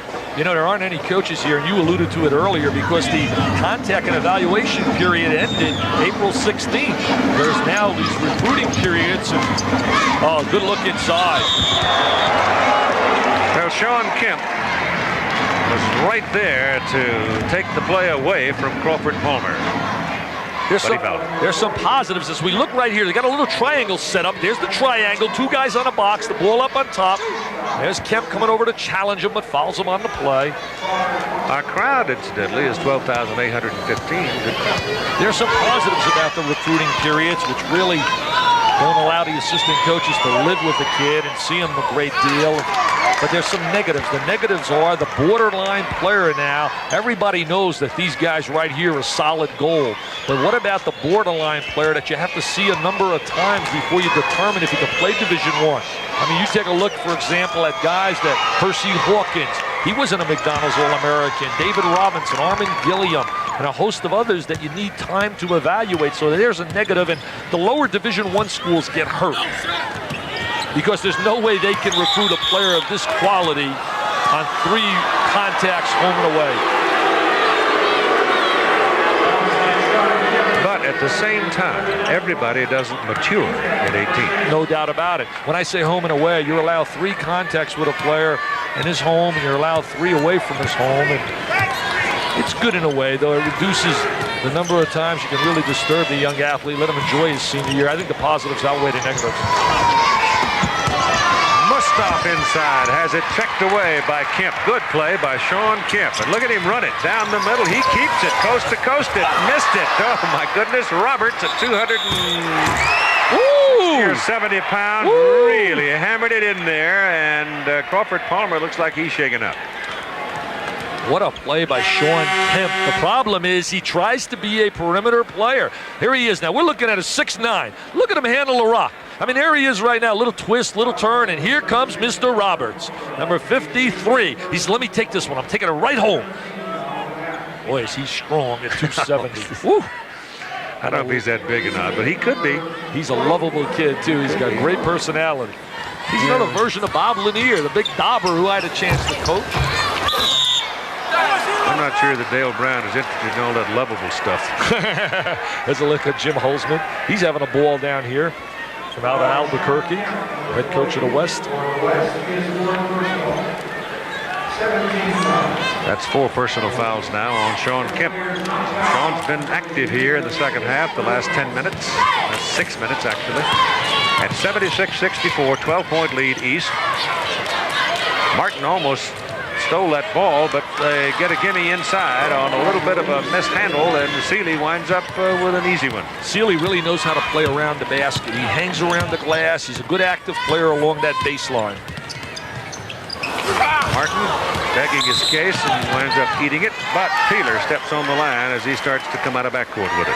It's going to be interesting staying tuned to that Derek Martin situation, but there was an interesting comment made by the dad to me. He said there's been no communication yet between Jimmy Herrick and Derek. I really believe when Jimmy Herrick gets a chance to sit, to talk to him, and get to know him, that there's a chance, there's a trifecta right there, that I really believe when he sits down and looks at all the ultimate possible options, that he might still be in a UCLA uniform. Ball knocked loose. Day comes out of it with the West on the run. They just came off a 3-pointer, and there's a 2-pointer that won't go down, and the blocking foul is called on Palmer. I wouldn't want to play horse against a lot of these kids. The agility and the body control. I mean, you want to shoot the little one-hander. I don't know how you can duplicate some of the things that we see. All-American mania. Todd Day 6'7" guard. Look at this. Wingman from Memphis. How are you going to duplicate that? Unbelievable. He has 10 points, a quiet 10 points. You know, Sealy has 12 points to lead the East team. That's a quiet 12. Back iron. We talked about some trivia last night. Here's some trivia for the people out there. Morgan Wooten, Howard Garfinkel, yours truly, and a bunch of others were sitting around. Who led the nation in scoring on the only national championship team? Shot! Little hint. Came out of the Big 8. Another hint. Little acrobatic inside. Clyde Lavelle. You know Big Clyde going to the Hall of Fame. Now 9 as Peeler brings it down for the East. Hey, the Pit's waking up here. They're rooting for the West. Oh, goaltending. Where's the call? There it is. Roberts was just a little late. No, she doesn't like it. Look at her. She doesn't like the call. She's part of the Kansas delegation.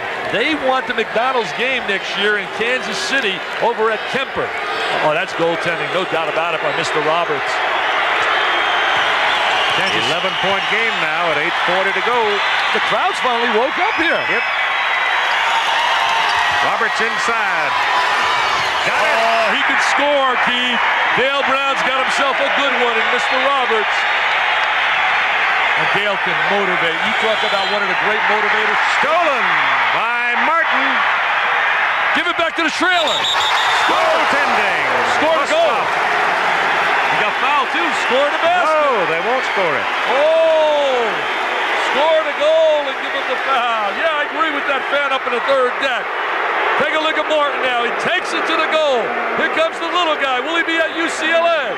There's the goaltending. Take a look at Jimmy Hulsman. Is he into this? Look at him.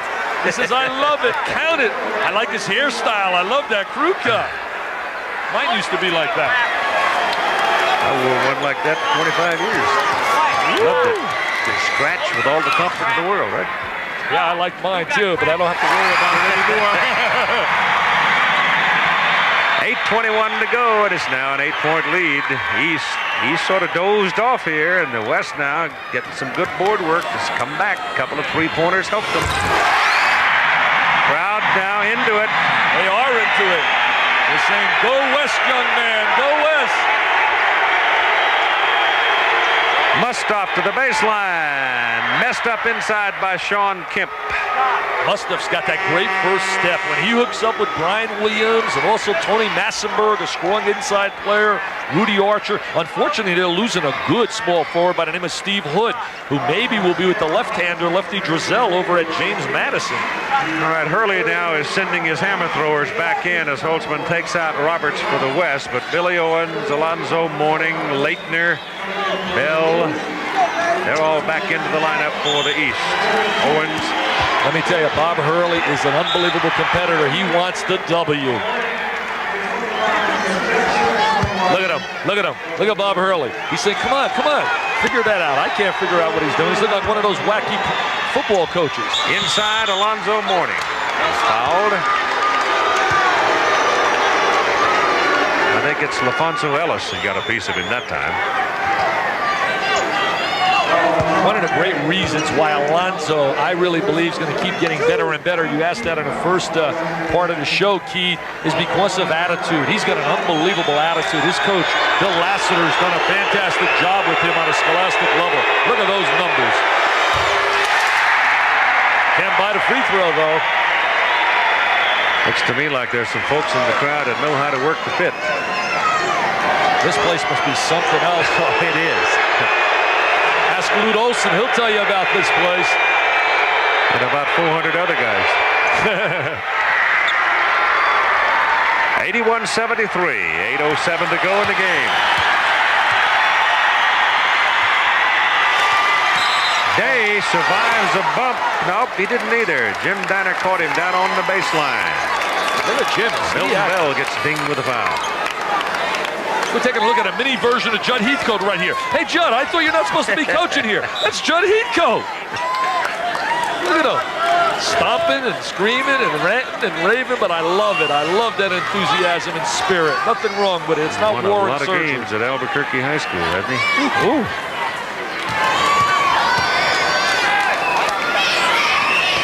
Hey, good. area. Quite a duo to get down at Arkansas. They coming out of Memphis, Tennessee, would have produced so many great high school players. Larry Finch has done a heck of a job, taken over the last couple of years, has had a lot of adversity there. Big question mark is whether they'll get Alexander and Gray back. Look good stroking it, too.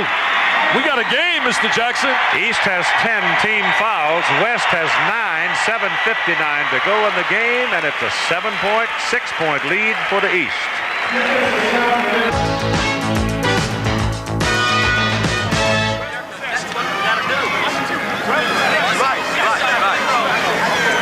All right, y'all set? Let's go, baby. All right, let's go, man. Watch the way your man can't get the ball. They can't stop it. All right, let's go now. Defense. Let's go. A whole lot of selling going on. I'll tell you one thing, as you look at Bob Hurley right here,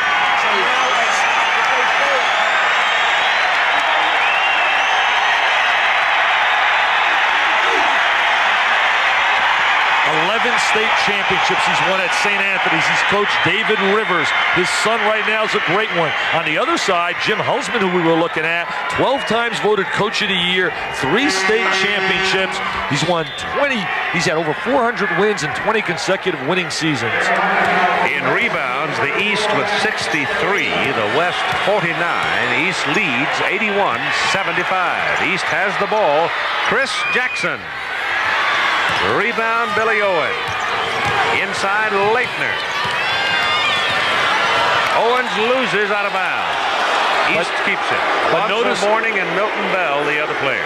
Keith, notice how a great player wants the ball late in the game. Here's another example. Billy Owens wanted the basketball. It's crunch time. He knows his team needs a basket. They're on the ropes a little bit right now. A little rocky after the big lead. Morning inside is held by Ellis. Alfonso hasn't had a typical Ellis day. Certainly not the kind of play that led East St. Louis Lincoln High School to 2 consecutive state championships. That's 10 team fouls on the West. Yeah, they're playing with that rule here, the 10th you shoot. We took a look before at John Wooden and Morgan Wooten, the W&W gang that stands for W equals win. Let's take a look at the technique of Alonzo. Look at those two guys. You talk about wins. Do you think they've had a few wins in their career? It's John Wooden on the left, Morgan Wooten on the right.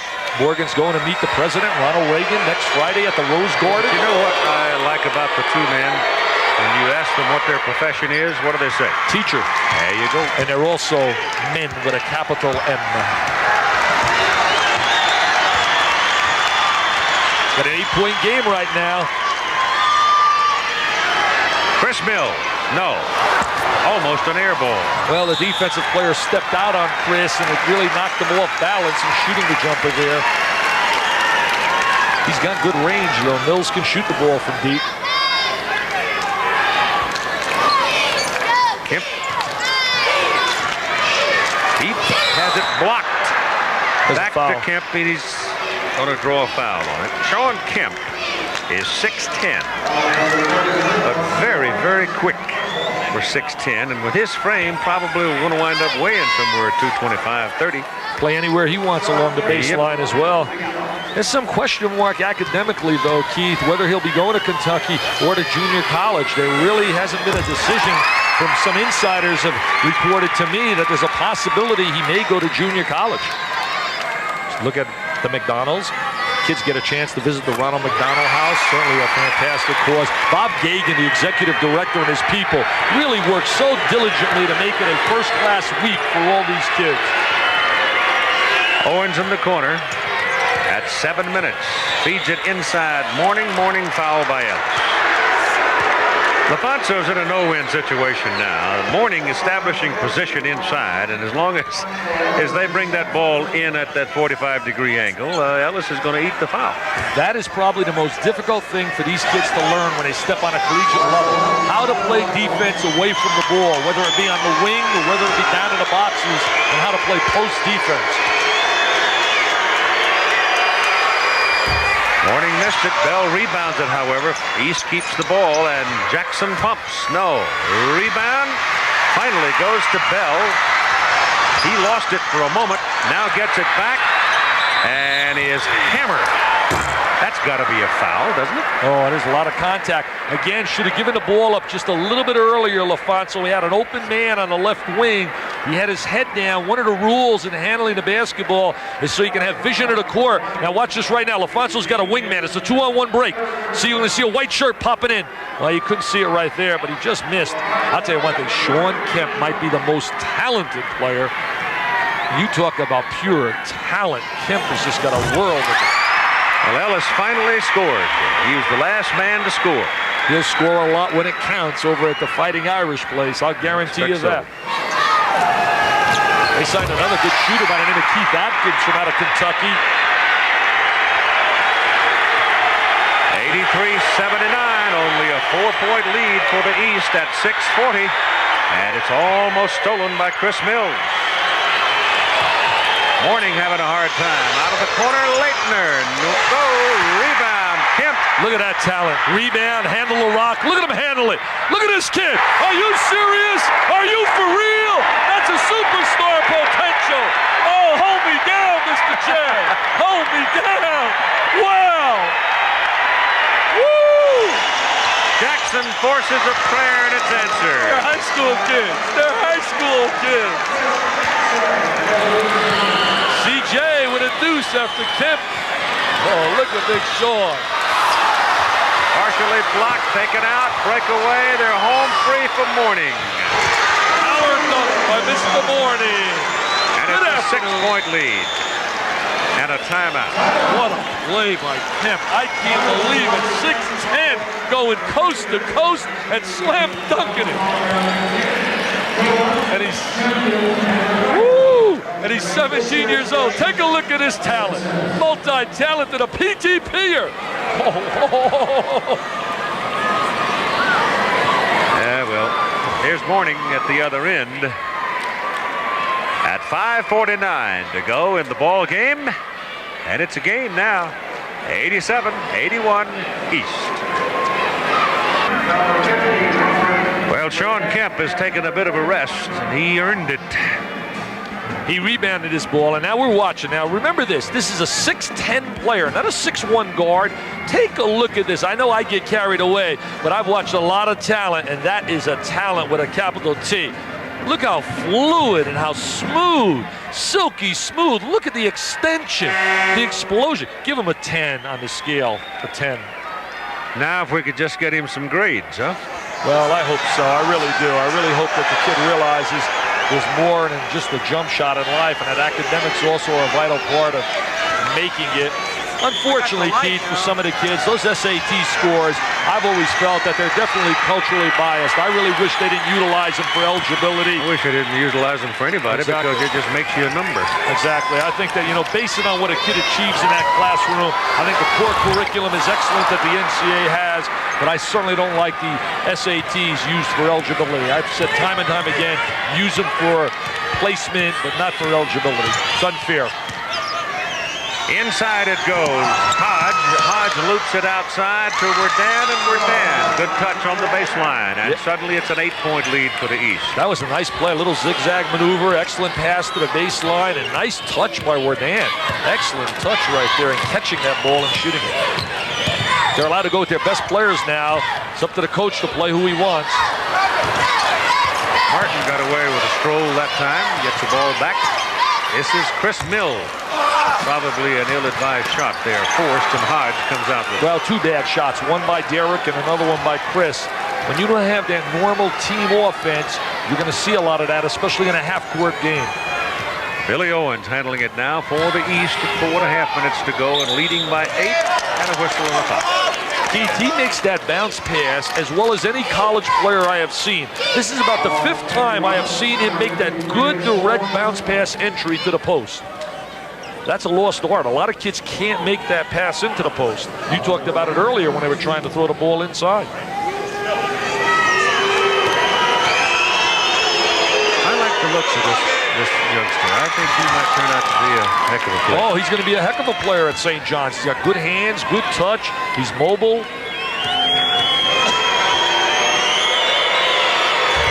He's got good touch right there again. He converts both free throws. Jack Curran, what a coach at Archbishop Malloy. I like that look on his face, that set jaw. I will do it. Not I can do it, but I will do it. Here's Day taking it in. Off the iron. And there's that good, tough rebound by Leitner. Leitner's a tough kid as well. He's going to be a solid contributor down at Duke. Archbishop Malloy, we talk about Brian Winters, Kevin Joyce, and a host of other great players. Oh, nice dish. Owens passing, and Leitner's foul. Can't get over the unselfishness of Billy Owens. I didn't expect that when I started to do these all-star games. He is so unselfish. He could rather give the ball up than shoot the jump shot. Derek Coleman ought to get to know him really well on a Syracuse campus. Take him out for dinner every day because he'll give him the ball.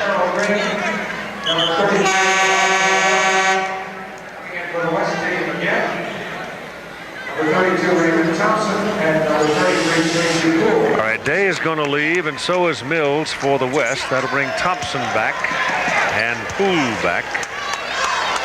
Christian Leitner going to the line now, and here's one more. Here comes Sean Kemp back for the West, replacing Ellis. Seeley is in for the East, along with Owens, Leitner. Leitner, 27 points a game, 17 rebounds a game. What numbers. Mourning and Green, the other two people for the East. Academic All-American as well. We talked about it earlier. Oh, he comes up empty on 2 free throws. Rebound, Kemp. 4 minutes to go. 91-81, East. West whittled it down at one point. They had it down to 4 and in control, but the East has come back. Got Mourning holding inside. There's a look at Alonzo. You know, looking at Derek Martin, he's certainly a point guard more than he's a shooter. And we watch him right now. There's some post play inside. He's bumping on him. Roberts is big and he's also strong. But you know, talking about Derek Martin, when you go to UCLA with Pooh Richardson, he's got to work on a free throw line. And Matkins, an excellent guard combination. Trevor Wilson is ecstatic over Jimmy Herrick's selection. Martin goes there and they get McLean. They'd have a heck of a ball club. Still need a center. Well, to be really great, but there'll certainly be an improved basketball team. And I think Jimmy Herrick's going to bring a lot of discipline to that program. Needs it. Badly. Owens will go to the line. I'll tell you, the other schools involved with McLean also, you got Bobby Cremens has worked so hard in recruiting McLean, and Georgia Tech's involved, also Kentucky, and also UNLV, and Pittsburgh's also there as well. Mayberry back now to run the point for the West. Rebound, Mourning. Need the big rebound, Mr. Mourning right there. Boom. See, there's a weakness, though, of Roberts. You could spot it right there, Dick. He's late. For some reason, he was waiting, and he was too late to do anything about it. Got one there, but he came right back at Alonzo with a little power move. He's got to work on getting a little quicker, a lot of foot drills. I'm sure DL's going to have him utilize a lot of big man drills to develop his quickness inside. That's Crawford Palmer. Physical, tough, hard-nosed, nothing spectacular. Get in the trenches and get it done. Palmer foul. See, the problem with Sean Kemp is that he tries to be too spectacular. He's always looking to make the big play rather than a routine fundamental play a la Billy Owens. There he is. He's going to break right through the defense. Now he's going to spin. He's going to try to... Look at this. Look at this right here. He wants 5 points for that shot. Oh, Crawford trying to get away with one there. He just sort of flicked him as he went by, tried to pick his pocket. It's amazing when we talk about kids like this kid and Kenny Williams and Mourning and Owens and the ability level, and we're looking at 6'8" and bigger, and it's just amazing their agility. Palmer rebounds it for the East at 3 minutes to go. 95-84. East leads.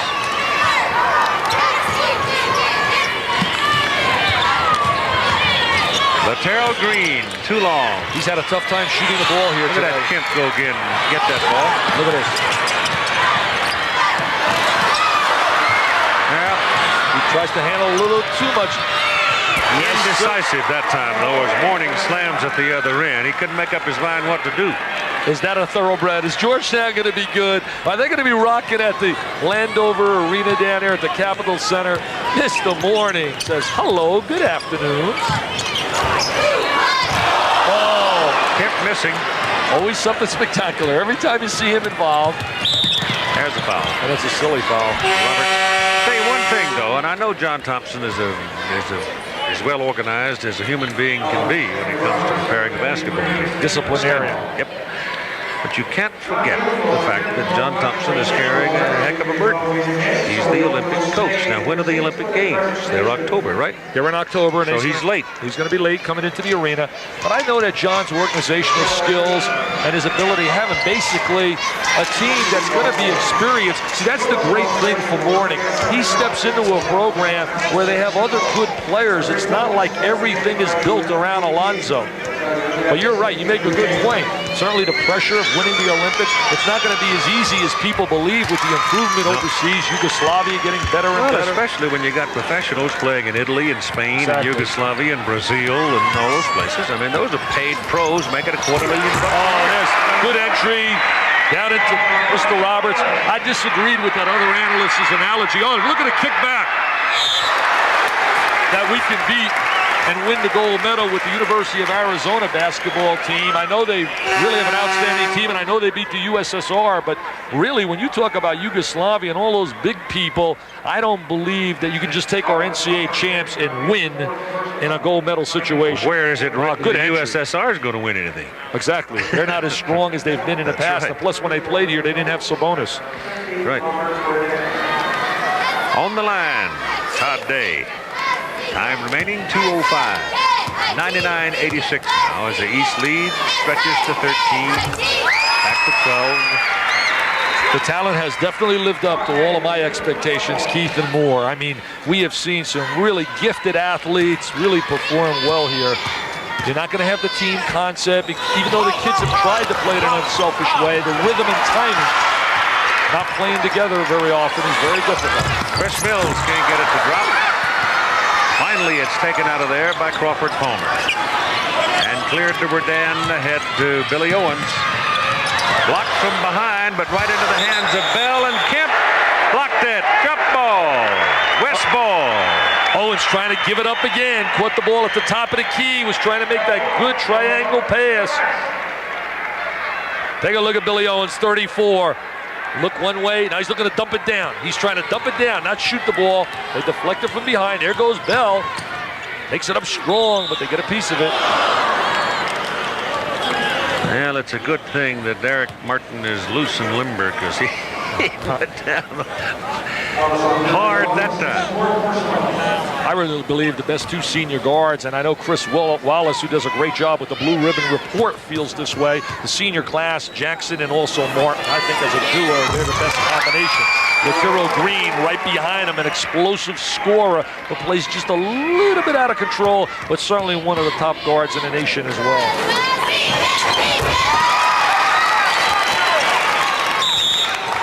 There's a foul on Martin. At 1:37 to go in the game. I'll tell you one thing, if I were Dean Smith, I'd call Mr. Lebo in the office. I'd say, Jeff, I'm going to tell you what we have to do with your scholarship, son. We got to call it in. He said, what do you mean, Mr. Smith? You didn't get me. Your dad is the coach of Carlisle, and you didn't get me Mr. Owens. You didn't get him to sign and come here to Chapel Hill. I'll tell you one thing, he wanted to go. I guess his brother played a big important part in the role of making that decision to go to Syracuse. He's got to work on a free throw line as well. Day has the ball slapped out of bounds by Owens, and West will keep it at 1:32 to play in the game. East leading by 10.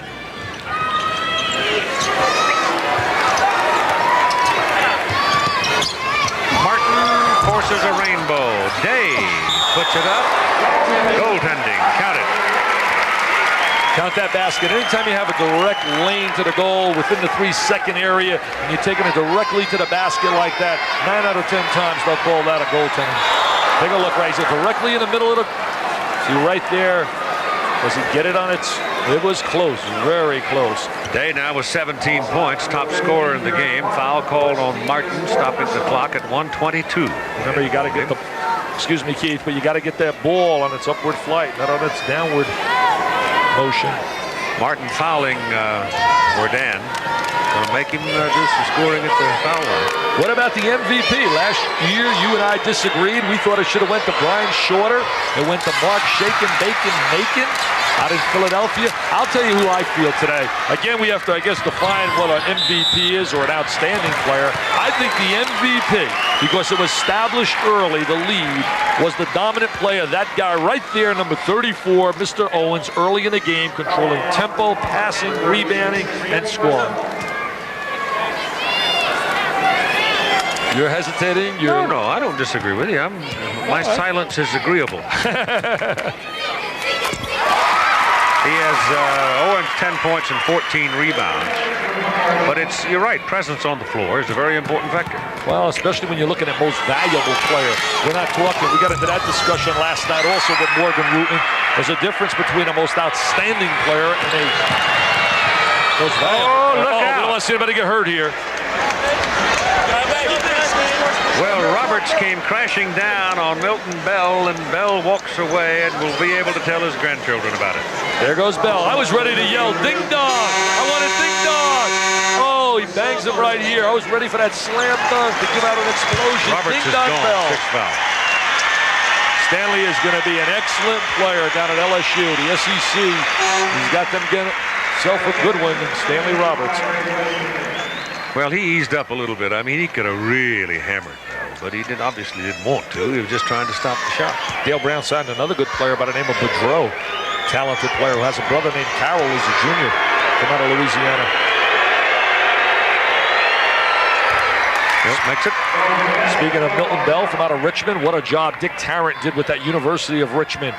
Just a tremendous story. An outstanding coach. He does a great job with his defense and his shot selection.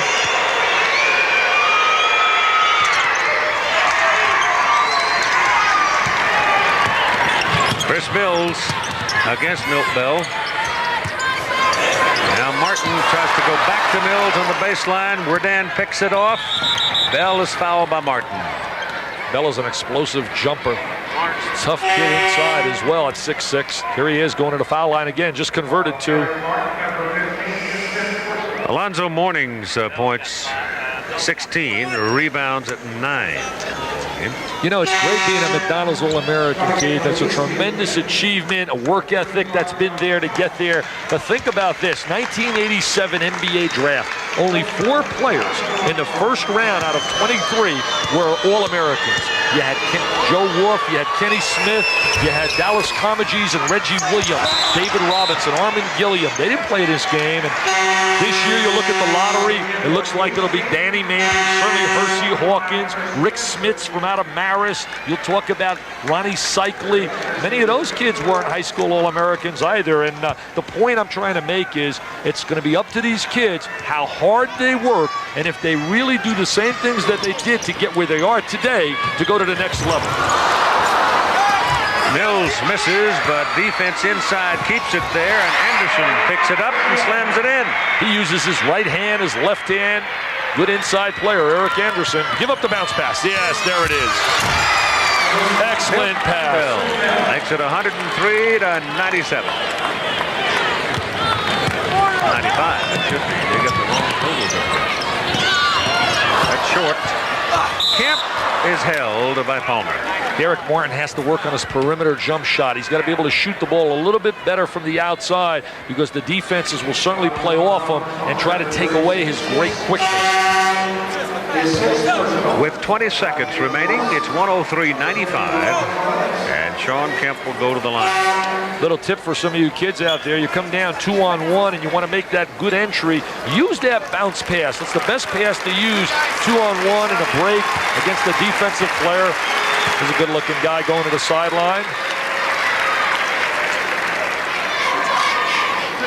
Number 42,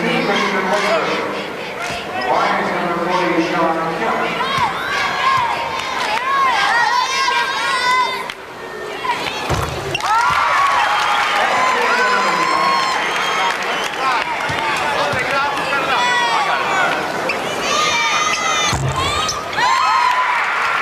with a couple of free throws to make it a 6-point, but here's a gimme at the other end for Bell. Ding dong bell! Toyota Grand Prix from Long Beach coming up right after our basketball game. There's a lob inside to Kemp. He hammers it home. Sean Kemp, what a talent. You don't want to be getting in the way of that one. That's a good way to take a broken hand to the supper table. Your game is over. Final 105-99. The East beats the West. The most valuable players, I heard one of them, Alonzo Mourning. Alonzo Mourning and Billy Owens, co-MVPs, great choice. Two absolute stars who lived up to their early billing.